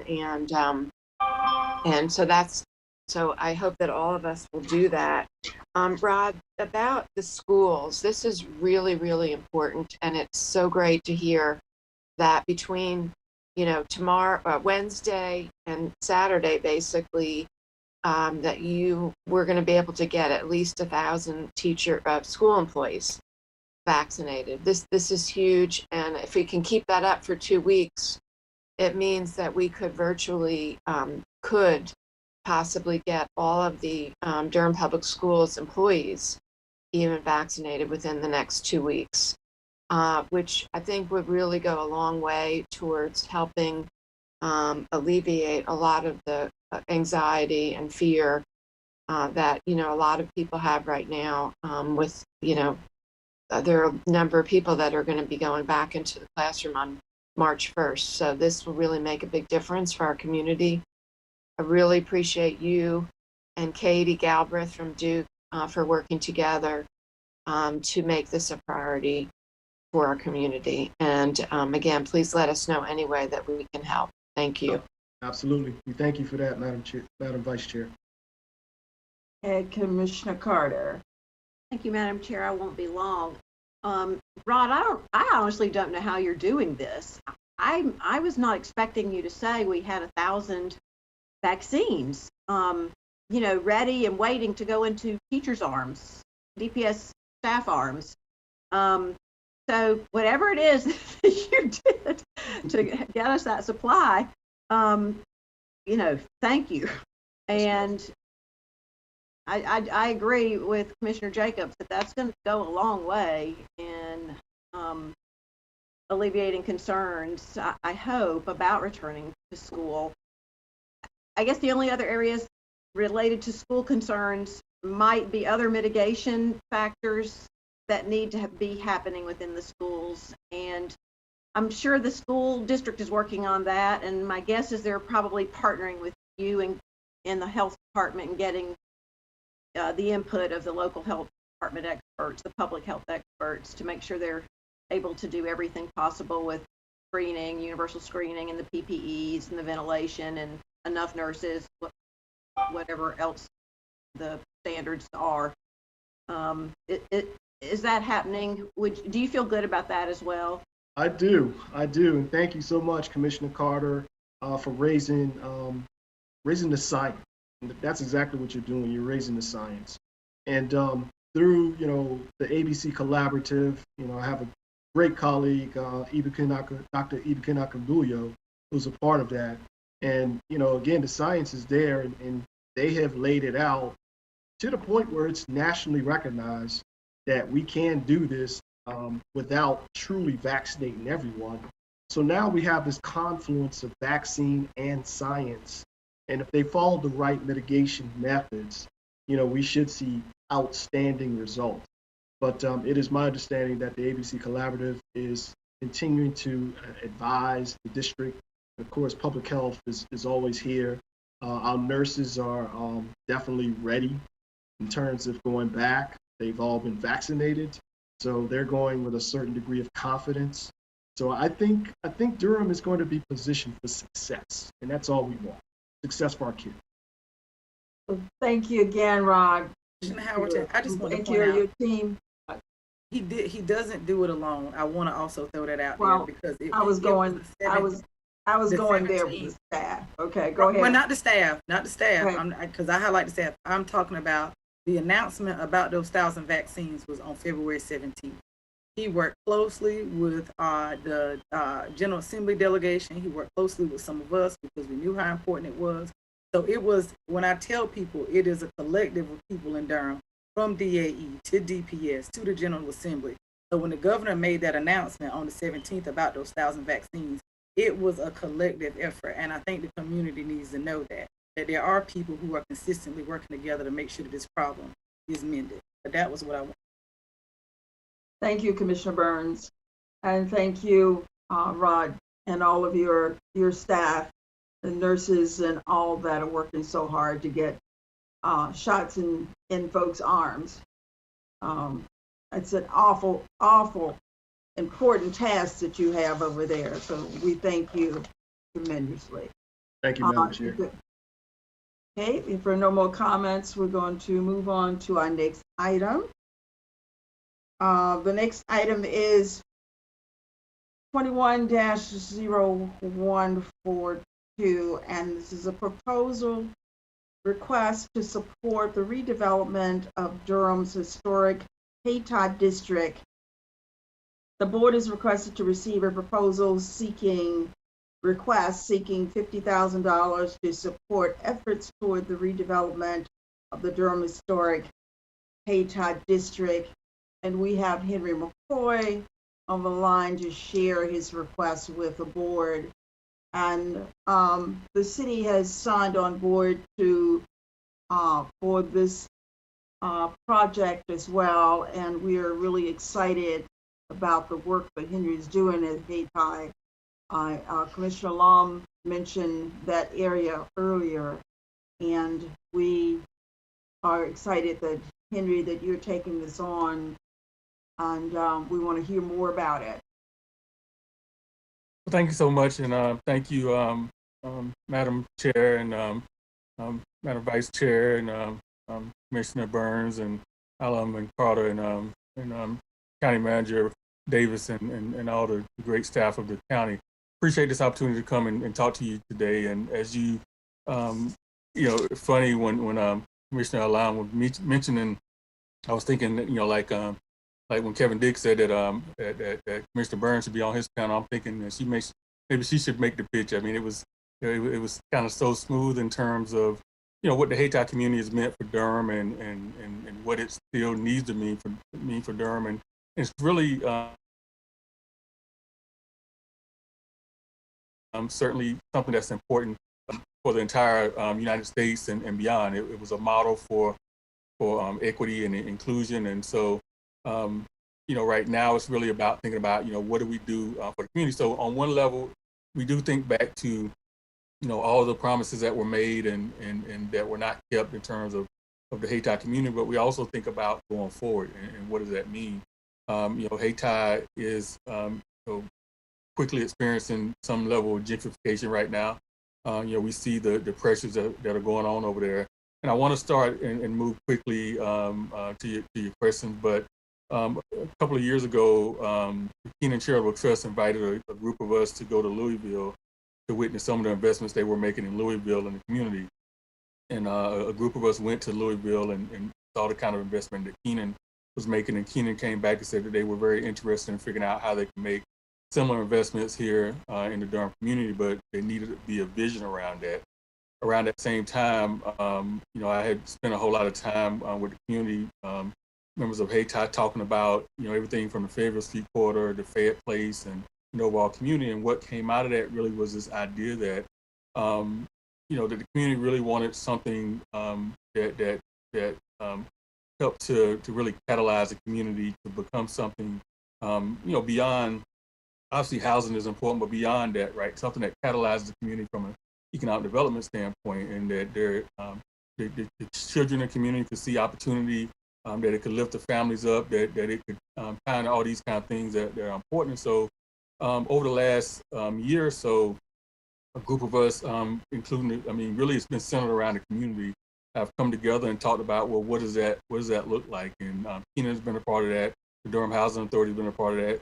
Organizations like Student U and Monument of Faith Church and others from the community have been a part of this conversation. And so where this came about is that as part of this conversation was happening around what can Hayti be and what this community wanted to be and how can it really catalyze the community. Of course, we've seen this kind of, in some ways, national and in other ways, global reckoning with race and the tension that's come from that.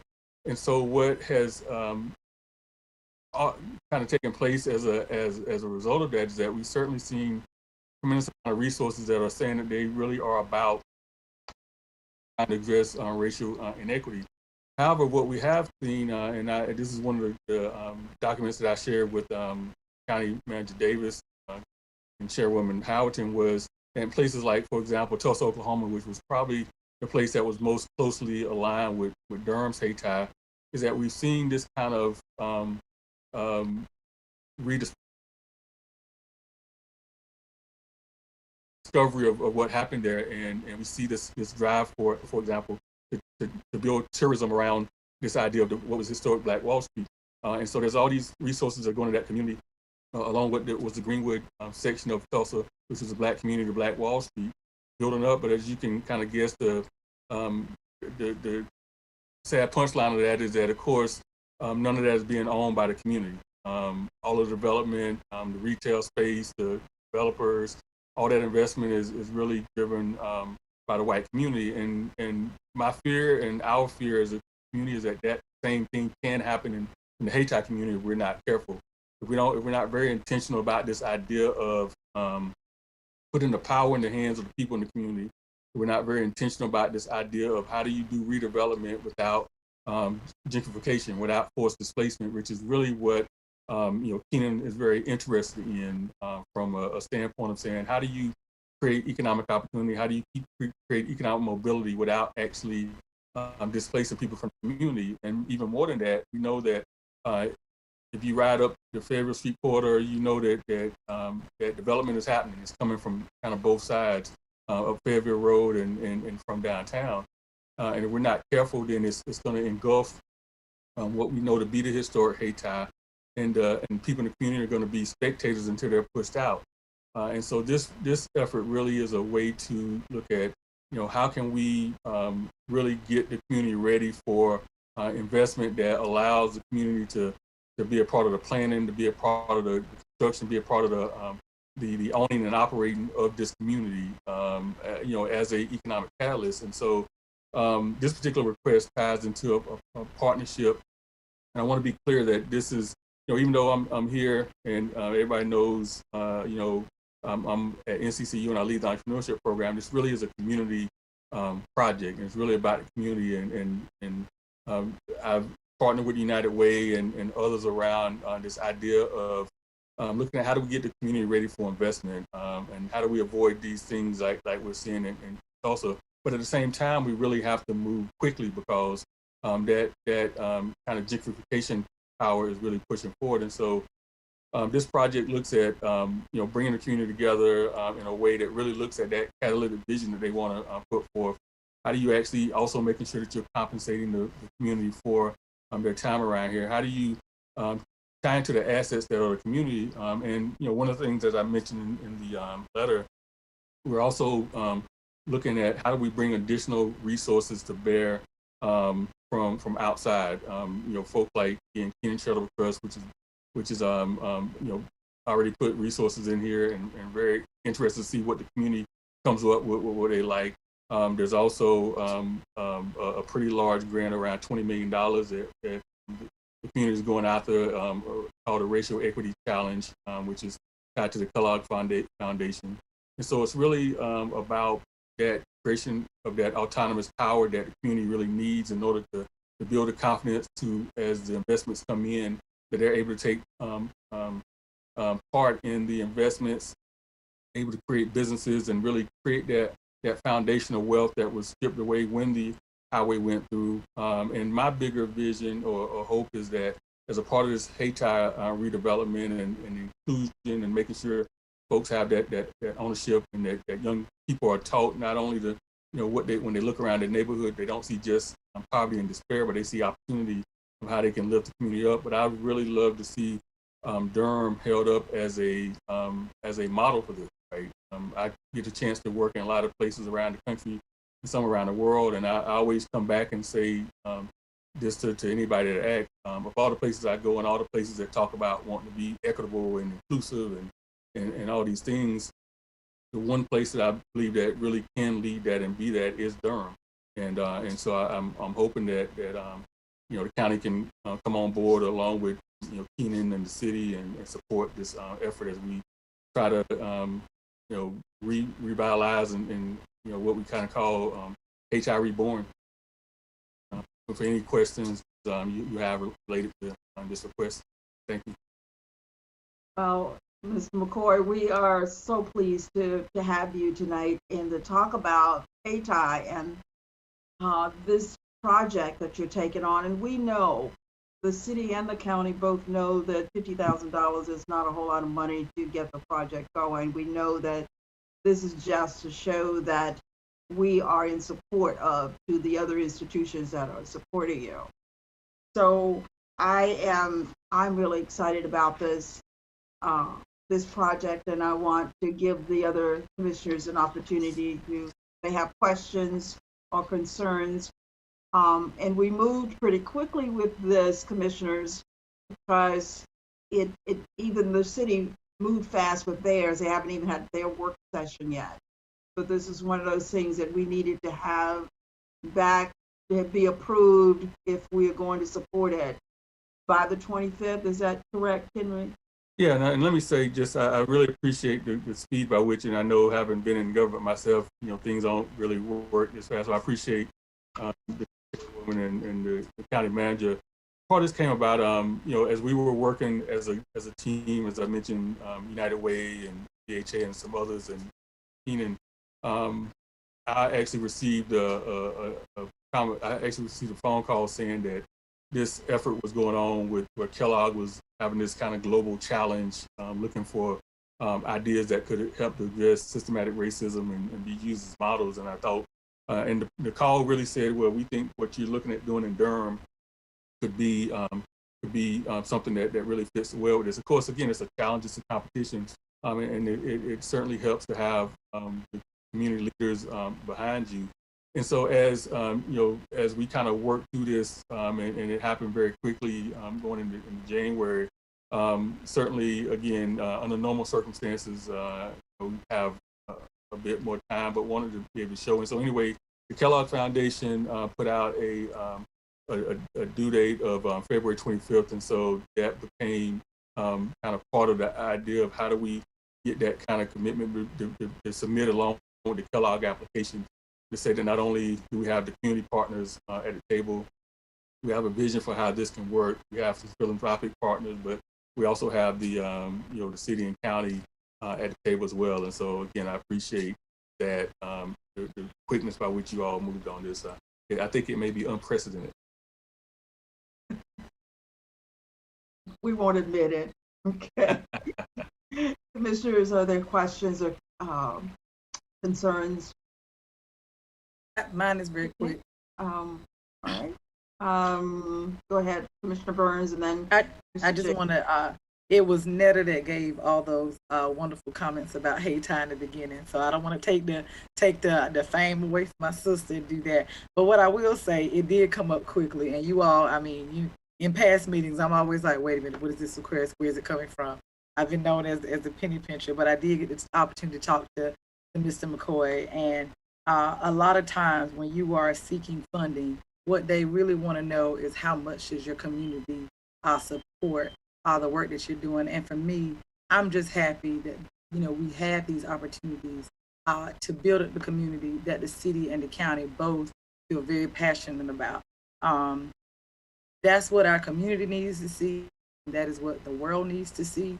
And I hope that this is a step in the right direction, and that we can work on more projects together. And Mr. McCoy, thank you for bringing this to us and having a vision, because sometimes we just don't have the bandwidth. There are a lot of things, I think if you would ask anybody on here, that we could all say, gosh, how can we remedy the things that are happening in Hayti? How can we remedy some of the things that are happening in Rougemont or Bahama? But then to have, citizens to come forth with a concerted effort and a plan, a real plan, it means a lot. So thank you for taking on this mantle outside of your other work and actually bringing together very respectable partners, i.e. United Way, i.e. North Carolina Central University, and the other organizations that are here. And it makes us feel better about how we spend residents' money. So I won't be bothering you with questions because I bothered you all last week. Thank you. And just to say, so I think I think this conversation that you've had tonight has been clearly a foundation of what the need is. And again, going back to your point, Commissioner Alam, my testament around her was the fact that she did such a good job of setting up the framing that I should take her on the road with me, because it was just a perfect teed up, and so I appreciate that. Right. Thank you. Okay. Other questions, concerns? Commissioner Jacobs, and then Commissioner Carter. Well, thank you so much, Mr. McCoy, for bringing this to us. And I really am so grateful for you. Really, this whole concept of Hayti Reborn is very exciting. And just the wealth of experience that you have from literally working all over the country. I know whenever I talk to you, you're like coming back from wherever, California or whatever, all the places that you are doing very innovative work. So to be able to bring all the things that you are doing all over the country back to Durham is really important. But as you said, we really can see what's happening. There's an urgency to this. You can see the creep from downtown Durham now. It has literally come now across the Durham Freeway, and it is starting to move into Hayti. So I do think the time is really right, especially with also looking at Fayette Place, the 22-acre site. that is up for redevelopment. There's just tremendous possibility to do it right. None of us have ever gotten it right. And so if you can figure out how to do it right and everyone, can get together and figure this out, it would be fantastic. I love the idea that you're tapping into young people with the schools and students at NCCU. I mean, I would even say Durham Tech is another asset there, and Student U. And I just want to acknowledge, the county has invested a lot already in this corridor. We've invested in renovating the Whitted School, which is now, of course, it's a pre-K and senior housing. We've invested in renovating W.G. Pearson, which is beautiful, and now the home of Student U and a lot of nonprofits. Sanford L. Warren Library, we are continually investing in that. So there are a lot of assets to build upon, a lot of historic assets. And I would want to mention something that you and I worked on, which was the light rail together. And, we've discussed recently, as last night, that, the commuter rail is another important asset that possibly may have a station, that could be within this corridor. And so again, for you all to be involved with that and to be at the table with that, even when, studies are going on is another important thing. So I hope you'll get involved with that as well. But thank you so much. And just my only question is, will we get any reports or updates to learn about the progress and what's happening? Yeah, absolutely. So first of all, thank you for the comments, and great talking to you last night. And as I mentioned last night, one of the great things is that part of this is really in terms of talking to different funders and different investors is talking about the scale of the opportunity, but also the fact that Durham, again, really serves as a model, because this is a challenge that's happening all over, right? So to your point about working with young people, so, Student U's an incredible, partner with 550 kids and Durham Public Schools and things of that nature. But if we're going to really address racial inequity, I mean, it's got to start with not only training current leaders, but also the future leaders and also educating them. So that's a key part of how the families and children benefit from this. As relates to thinking about this idea of the potential for the commuter rail and things of that nature, part of the navigation really has been this idea of how do we talk about in these proposals Durham as its own unique hub of equity and kind of being ahead of the curve, but not forget that we live in one of the kind of great regions of in the world, right? And making that connection between the two, that even though we're talking about investments here, that lends itself to other opportunities beyond, RTP and our neighboring communities. And so I think that is a incredible opportunity to spread that, as well as the kind of investments that you already made. Part of what I've been doing is, kind of coalescing these narratives, right? These kind of equity artifacts, as you may say, that says, well, hey, the community has already been making investments into aspects of this, and if we can come together and really come up with this vision, we can show how, together between the kind of commitment that we have here locally and other funders who really want to show that when you pull together folks, you can do this. So I think that narrative around, what you've done along the corridor is such a critical, aspect of this. And County Manager Davis has always been a great resources as well in terms of having those conversations about this community and those investments and opportunities. To your question, absolutely, in terms of updates.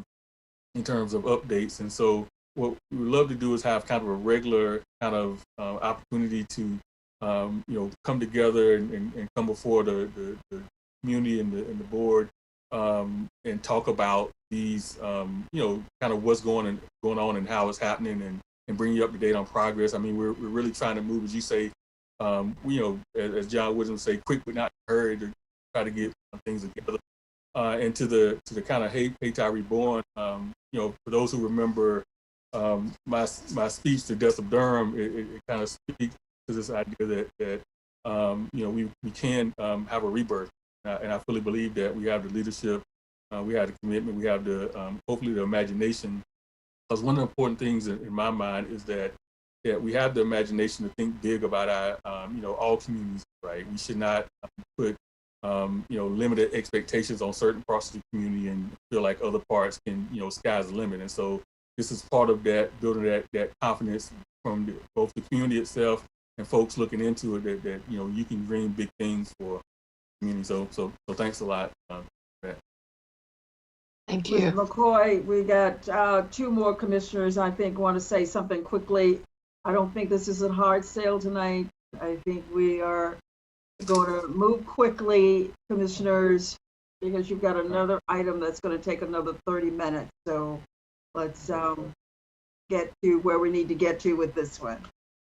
I just wanted to express my thanks to Dr. McCoy, for your long-standing leadership and commitment to projects to help build wealth in Black communities, Black, brown communities, and in particular to increase, economic equality and keep the money in the Hayti district.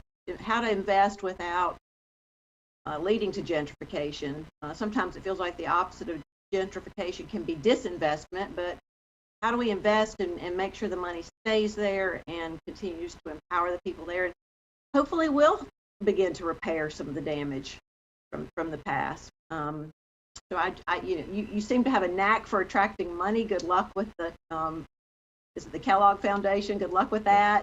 I look forward to just following the progress of this exciting project. Thank you. Thank you, Commissioner Carter. I appreciate that very much. Commissioner Long? Chair Howerton, I will be very quick. Don't you worry.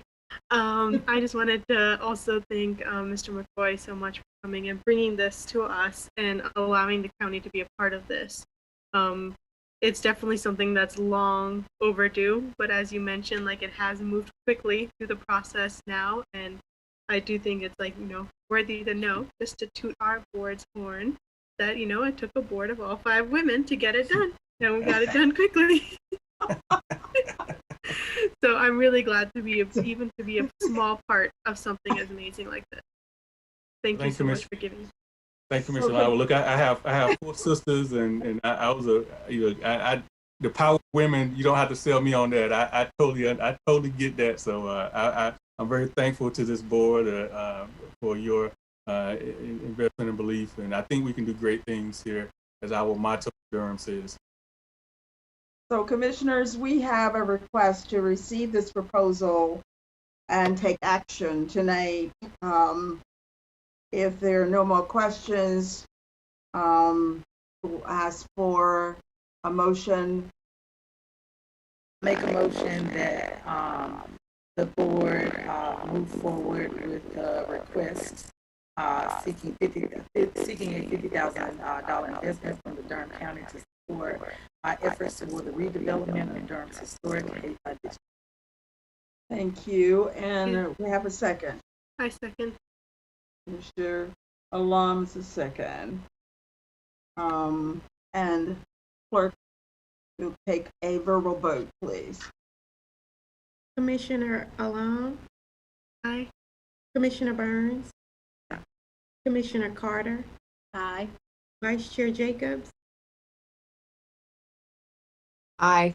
And Chair Howerton? Aye. Passes 5-0. Thank you all very much. Thank you. Thank you. Okay, our next item is 2020-21 fiscal update. The board is requested to receive an update on projected expenditures for 2021. Our general manager, Claudia Hager, will lead the discussion. We also have Susan Tizet and our CFO, along with Keith Lane, a budget director, and Kathy Everett-Gary, our HR director, on this item. Good evening. I will start the presentation. This is a continuation of a conversation we've had with the board about our fiscal operations. And Monica, you can advance to the next slide. We'll do a quick recap as a reminder of what we've talked about. And tonight we'll focus on just a couple of items. One, the board asked that we come back and share on outstanding expenditures that we're projecting this year as it relates to COVID or other expenses. Also, to share information about the mid-year salary review as well as differential hazardous pay. And then we'll talk about next steps. And go to the next slide. Just some reminders, when we started this budget year, we had overall limited budget growth in projecting. We froze positions April of last year, and we tried to make sure that we were very judicious in how we managed our expenditure growth. We set aside dollars to assist with COVID-related expenses of about $4.5 million. And over the past 7 months, we have exhausted those dollars. We also set aside a $4.2 million allocation from lapsed salaries to help offset if issues arose due to revenue shortfalls or COVID-related expenses. This was a practice that many jurisdictions across the country employed as they tried to determine the best way to proceed with this unprecedented fiscal situation. Overall, increased by fiscal analysis and the mid-year review was a part of what we shared with the board. When we developed the budget, we just weren't sure what we were going to face. And we said, okay, let's come back mid-year, see what's happening. And the good thing is that we're in a much better place than where we thought we were going to be last year this time. The sky truly was falling around the world. And we did as best we could in trying to brace ourselves for it. And we're one of those fortunate communities that are in a place that has leveled off in some parts of the economy. Many are still suffering, but for the overall government revenue and expenditure picture, we right now have managed within our means. And I can go to the next slide. This slide may be a little small, but it has a lot of information up here. I will say that, you know, we've delved deep into the details with many of our expenses over the last 8 months as we've tried to manage COVID, because some have been expenses that we've never seen track at the pace that they have. If you look at this list, you'll see some items that we have talked about recently, and some were on the agendas tonight, and some that will come before you in upcoming weeks or months. As we've managed this pandemic, we've had some increases that are specifically related to COVID. And then we have some items that as we developed the budget, we decided to put on pause before we funded them and with the mid-year look. And then we had some items, such as one that we'll talk about related to an economic development payment, that we said we would use fund reserves to pay for once that time came. So in looking at this list, you will see items that we've discussed in previous conversations, to security equipment and temporary personnel that's related to general services. There are dollars that are also that we're seeing with cleaning costs that are exponentially higher than what we've seen in years past. Tomorrow during our budget retreat, we will talk about cleaning expenses. And there's also an agenda item that we'll discuss during the work session that will also talk about those expenses in the next work session in March. There are some other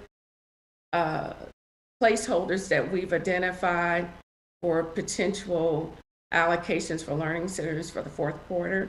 We know there is some discussions about school openings. We also know that there may be some situations where the learning centers may still be a need. So this was something that we had put on as a placeholder, and the dollars we would look at as we get closer to a refined number. Another item that is a major cost is one related to our public health, and there's a call center infrastructure that's needed to help us with vaccinations, as well as the vaccination management solutions. Those are two separate things, and those are two items too that we'll talk about tomorrow at the retreat.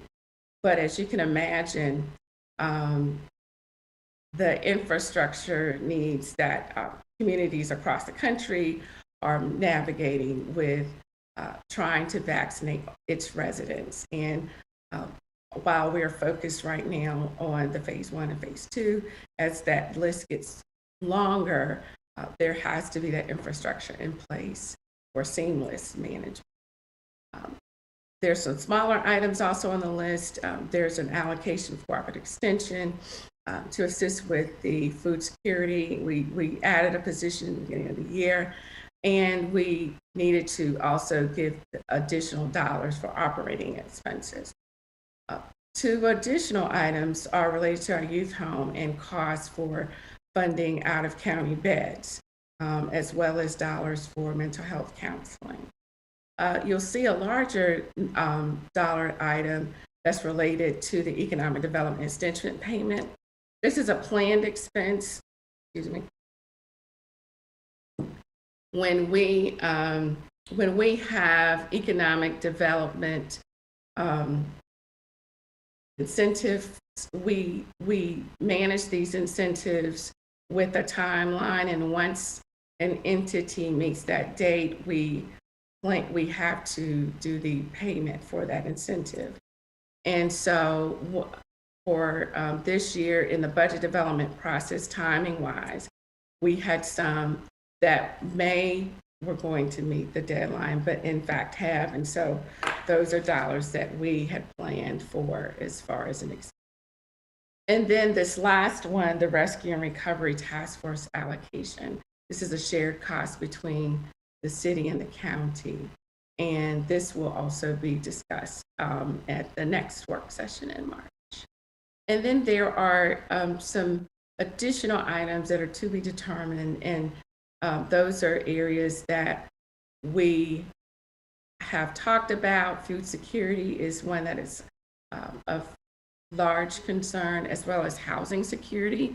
We have dollars allocated for housing security up through April, and there is additional vetting on what those numbers are so that we aren't underestimating those. So in looking at strategy and how do we fund these activities, there are a few ways that we can do them, and some of these we've always been able to do. So if a department, for instance, general services in the past had some expenses, they could have used some of their dollars within their budget to move them around to cover that cost. With COVID, because costs have tracked higher in certain areas when there have not been dollars from grants to offset it, it's caused those normal places to not be available. And so this will show a preliminary list right now of unbudgeted needs with some places that we will continue to flesh out and bring out to the board. Again, it's a number that we watch carefully. And the good thing is that we do have the capacity to address these areas within the dollars we had set aside at the beginning of the fiscal year, when we knew back last year this time just about that there would be some unknowns or revenue shortfalls. We shared with the board that the, our revenue and expenditure outlook is in a good position. We talked about those at the last two meetings. Also in the pre-meeting materials, there's also a more detailed update on the expenditures and revenues that was done by the budget department. Monica, we can. Claudia, before you leave that slide, I just had a question. It's Wendy. The items related to food security and housing, not just the homeless population, but rental assistance as well. Are we going to be discussing just the kind of potential ongoing community needs related to COVID at the budget retreat? Will we get into some of those numbers over the next day and a half? So for the COVID, for the housing, as well as the for food security, those are not specifically items that we would talk about. And part of it is that we know we can come back to the board to discuss them further. It's also, we know there are some additional federal dollars that are potentially coming beyond what we know that are already in place. I will say that for some of these categories, such as food security and housing, those are ones that we look incrementally in smaller periods of time. Right now, I know for some of our contracts for housing, we are covered through April, early May, and I may have some of my dates wrong, and my colleagues can correct me on that. However, if you look at the amount that you see expended right now, we still have the capacity based on what we spent up to this point to cover those. So for instance, last fiscal year, we've spent about almost $2 million in our housing security. And so we know with us being in the third quarter, we have enough availability to address what may come up beyond what's already budgeted. So, but we wanted to come back to you with the number that we are pretty confident with. And so that's one that we will bring to you either in March or in April. Okay, I think it would also be helpful to know what the need is, not just what we've spent, but also just what the need is out in the community. And I mean, I know I just shared a document from the DSS director that was just staggering, saying, that we don't know, but it could be anywhere between $40 and $16 million needed in rental assistance. But it would be also just to know, what does the landscape look like from all the food security team? What are they seeing as the ongoing food security needs? And, I was trying to find out from Kevin Dick today, but just even looking at what is the need of our small businesses, and even, job training for those who are unemployed to connect them to the Back to Work initiative, or getting them into the jobs that we are incentivizing in RTP. So I think I would find it very helpful when we're looking at, what we could be facing with budget requests, to even have some idea of what the scale is of the types of needs that we have in the community. I know they won't be exact by any means, but certainly the folks that are out there doing the work could have some help us with some picture. I think that would be helpful. Thank you.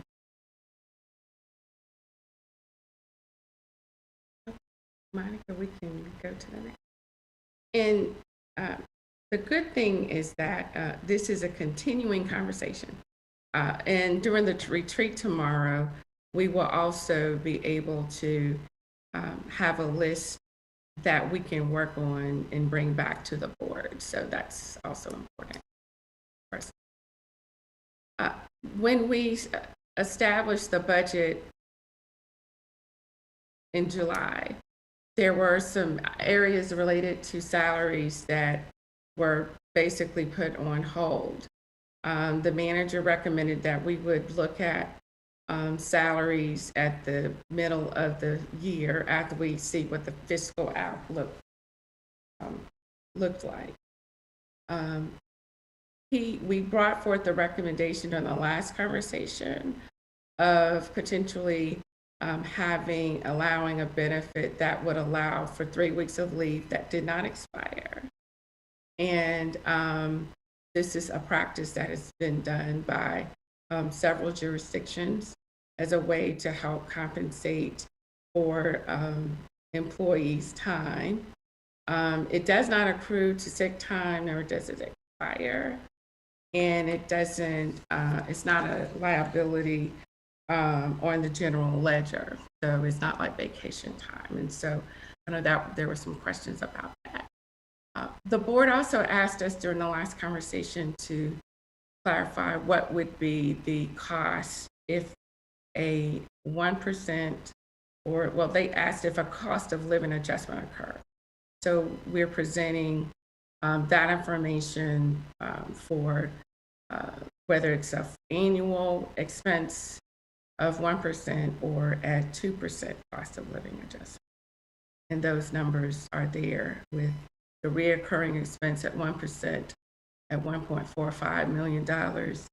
And if it were to occur at a 2% level, it would be $2.9 million. And the other amounts with it happening at the beginning of January. And Monica, you can advance to the next slide. We showed this slide before, showed the number of employees impacted by COVID, and we can move to the next slide. And this last slide shows the various scenarios related to differential pay. We did show the first 2 bullets during the last conversation, which was a reinstatement of the differential pay, which totaled $2.6 million plus benefits for 6 months. That's based on the previous trend. And it would be eligible for FEMA reimbursement up to 75%. And for this number estimated, it is the number of employees impacted about 1,800. So if an employee came in once a week, they worked 3 hours, they would be eligible if they fell into a certain category. And then we showed a scenario of it at 5%, which would be 1.3 million. And the board also asked us to evaluate if a differential happened for individuals of certain job classifications, those being those frontline workers that were face-to-face. And some examples when we were talking about then were those who were in the EMS or in the healthcare setting, some of those in our law enforcement, detention, public safety officers. And so in looking at that, and again, this is part-time and full-time employees, we're seeing that with, we're estimating that about 1.9 million. And so although it's a lower number, but still not as low as some may have thought, is because many of these individuals, such as public health or EMS or detention officers, they're the ones who are in the trenches every day. And so those are the 3 different options related to those. And I think I have one more slide, Monica. And so as far as next steps, as I continue to say, we will keep evaluating our expenditures and seeing where we are, looking at those positions that we have delayed, and is it because of where we are fiscally, which ones we do move forward with. We did share some information about the vacancies and the impacts there. Just continued operational analysis and assessments. Keith will wow you tomorrow with where we are with needs. And so although we see a glimmer of hope and we're in a good place compared to where we thought we were going to be last year this time, it's still, from a revenue outlook, not enough money. So we just continue to make sure that we're being judicious with dollars being spent. And so the last bullet is that, we'll keep updating the board. These conversations have been good, although I know we've had them more than we normally do, but we just want to keep you updated, and we'll work through those places that we're not as clear about. And we know the complexities, especially if it's forever. Come on and join us. Is forever changing. And we just try and Lord, we can hear you. That's okay. But we will try to just keep you posted and respond as fast as we can, but also as accurate as possible. So those are my comments, and we'll entertain questions from the. So thank you so much, Claudia, for your excellent work, and you and your staff. These are, even though we've seen it before, it's always good for us to see it again. And I know we'll talk about it tomorrow and Wednesday as well. Are there any questions tonight from the board? You want to hold your questions for tomorrow? Go ahead, Commissioner Carter. Thank you, Madam Chair, and thank you, Claudia, and Mr. Manager and the budget team. And I know the budget team is going to put the fear of God in us tomorrow, as usual, every year. Claudia said they would wow us. I know they will. Claudia, I appreciate having this financial update. It kind of makes sense in a way, in the same way that we're doing the public health update at every meeting. Kind of lines right up with that. And I really am grateful to see the cost of living adjustment numbers that we asked for last time. And one thing I don't understand for sure is differential pay. Is that the same thing as hazard pay? I mean, are they used interchangeably? If they're used interchangeably. Okay. Yeah, and it's because the way our policy is written prior to the pandemic, we have terms of differential, and we have terms of it's primarily different. But yeah. So there's a differential pay, which is the same as hazard pay. That is correct. Yes. Yes. And then there's overtime pay, right? Mm-hmm. Another category. Sure. Okay. And I don't quite understand still. I know you some last time about how the 3-week leave does not have a fiscal impact. Can you help me understand that a little better? Sure. And I'll explain it, and then I'll have Susan to to hop on as well. So from a fiscal impact perspective, when leave is at the end of the year, when we have to account for the accrued time that we have, such as vacation pay, we have to book that leave as a liability. So if a person has 240 hours of vacation time, we are liable for that. We have to pay them out when they leave. That's a liability. And so for sick time, or for this type of leave, if an individual were to leave the organization, we would not have to pay them out for it. However, the time that they worked in the office, we of course would pay for that in a different kind of way, but it would not be a cash out payment or something from an accounting perspective when you're looking at what are your liabilities. It would not be an additional expense in that way, because if that were the case, we would it would be millions of dollars that would then increase our liability. And Susan, I've tried to explain it in layman's terms, and Thank you. I may have messed it up. So Susan, will tell me if I did. So with accrued vacation, see that as a liability on the balance sheet, because like Claudia said, if I leave with 30 hours of accrued vacation, you're obligated to pay out that accrued vacation because it's time earned. Sick time is a benefit that is not on your balance sheet.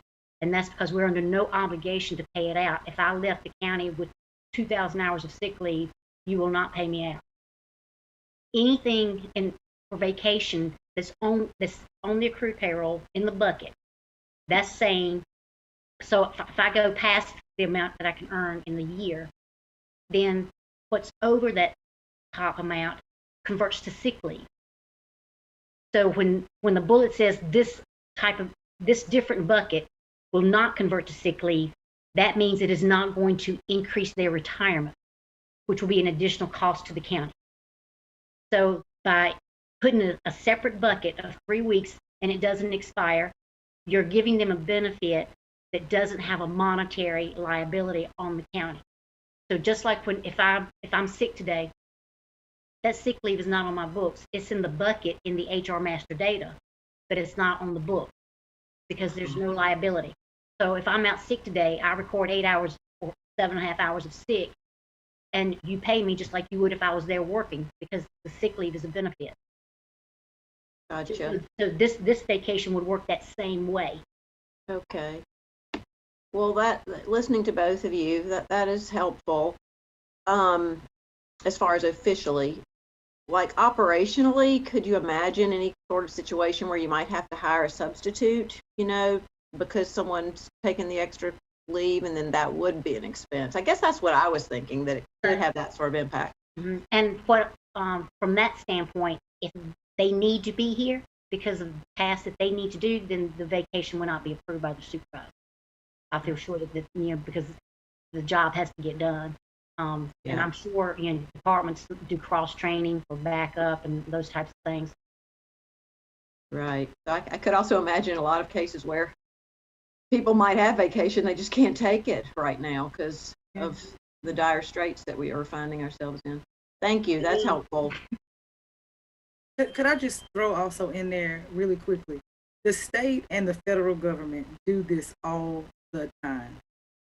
And I just want to impress upon our commissioners, since this is not a knock to anybody, since this is like the third or fourth time we've gone over this and they've expressed it. Again, this is a common practice, and again, this is not toward anybody. This is not the county saying, give us 3 weeks of vacation. Whenever, I can't think how many times the state has done this. Whenever they can give a 1.5% raise or a 2% raise, they'll give 2 or 3 weeks of this special leave, and you can't take it. And again, like they pointed out, and one, I'm not going to over-explain it because that would be disrespectful to Susan and Claudia, because I think they did an awesome job explaining it. But I would also, I'm just respectfully asking, please trust them as professional that this is a common practice that people do from the top to the bottom. And it is probably one of the most cost-efficient ways that we can move up. I have said from the beginning how I feel about them. Everybody wants to buy a house, so they want to go to the registered deeds. Everybody wants a vaccination, right? Well, there's a significant portion of people want vaccinations. I almost feel like, and I say this as respectfully as I can, if the county employees could net votes for some people, we would not be having this conversation. Because it's just, it makes, I'm struggling with it that they're working 12, 14, 15, 20, hour days and answering our questions. And we continue to go over this and go over this and go over this. So I do hope that at some point we can come to a resolution. She's pointed out, a lot of this I'm fiscally responsible about it.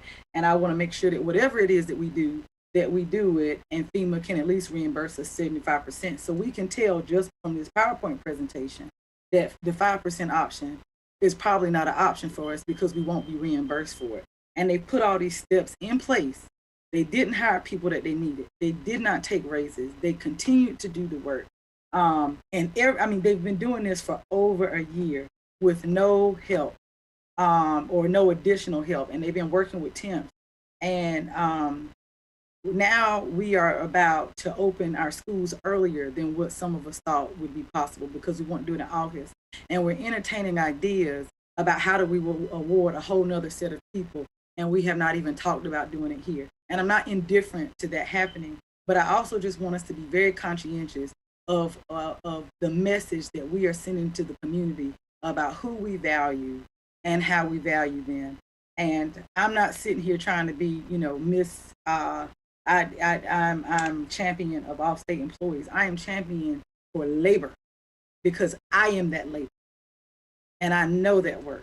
And again, that is not a knock to anybody. But again, I'm hopeful that as we go through these we were talking about how we never get updated. I'm hopeful that as we continue to go through update after update after update, we're not getting updates on everything else.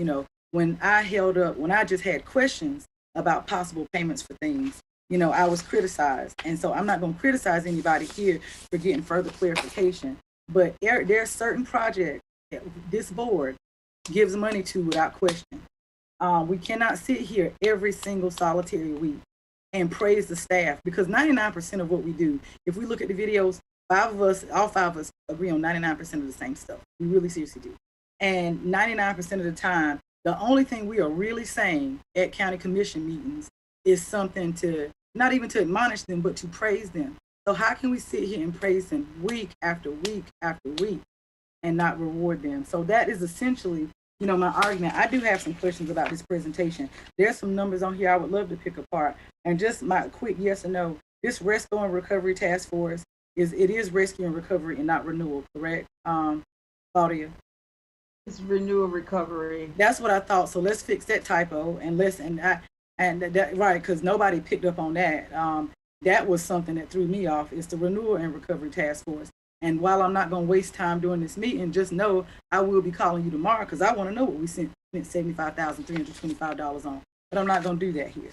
So we can do it for pet projects, and I'm not saying that to be offensive because I know that those folks have done great work. No, Commissioner Burns, it's going to be on the work session as well. I know. It's just tonight nobody ever asked questions about it, and so I'm going to stop there. It's just certain people are treated a certain way in this county, and I'm hopeful that we can come to some resolution about treating everybody equitably. And that is not an issue of race or class. It is an issue of labor. Are there any other questions or concerns? I know that I see Commissioner alums and anyone else. We've got 9:40. So are there long questions or comments or what? Can you? I have one question. Just a quick question. Yeah. One of the things that I've said from day one around this whole thing of acknowledging our staff and patting them on the back is what are we willing to do? I had a question of clarification, and I hear you, Commissioner Burns. I'm not trying to knock any of the staff or discredit any of their work. I just wanted to get an understanding regarding the mid-year salary review, the options for consideration. The cost of living adjustment, is that going to be applied to all staff, or is that like looking at staff at certain AMI levels? It would be applied to all staff. Thank you. Okay. Mr. Jacobs? And what I'm going to say to you, Chair Howerton, is I'm going to hold all my questions for the budget retreat. Thank you. So we will continue the conversation over the next day and a half, and I will wait until then. Thank you so much. Given that we're going to go over it again tomorrow, I think that's an excellent idea. So, so the next, if we move on, thank you so much, all of the staff, Claudia, for your excellent report. But I think the next thing that we have is appointments, board appointments.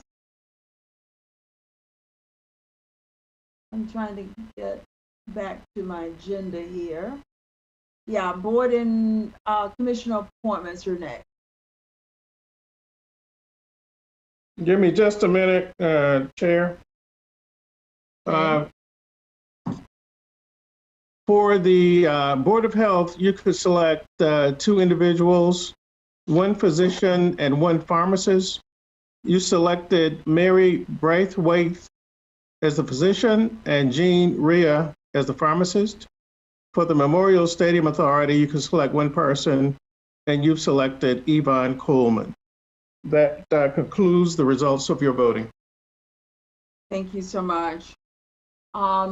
We have a closed session tonight. And Chair Howerton, please remember that I sent you an additional item to add. We have an additional item. If I can go back to my email. You sent it in the email? I think it was texted to you. Was text? Okay. Let's see if I can find it here.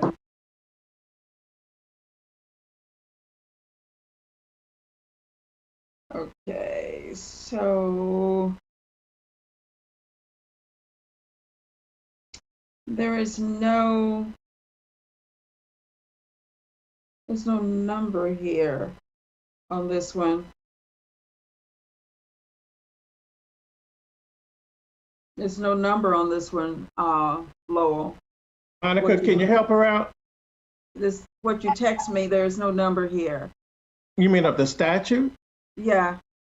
So will it be under the same statute? Yes, but a certain number.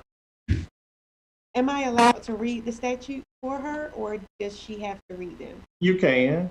Okay, so I can go ahead and read the closed session, Chair Howerton, if that's okay? Yes, because I only have one statute. I didn't get the other one. Okay. The board is requested to adjourn to closed session for the following. The first is to consider the qualifications, competence, performance, character, fitness, conditions of appointment, or conditions of initial employment of an individual public officer or employee or prospective public officer or employee, or to hear or investigate a complaint, charge, or grievance by or against an individual public officer or employee pursuant to General Statute 143-318.11A6. The second item is to consult with an attorney employed or retained by the public body in order to preserve the attorney-client privilege between the attorney and the public body, which privilege is hereby acknowledged to General Statute 143-318.11A. Okay, we are. No, you need a motion. Need a motion to go into closed session. Madam Chair, I motion. And a second. I second. It's been moved and properly second to go into closed session. Roll call. Commissioner Alam? Aye. Commissioner Burns? Aye. Commissioner Carter?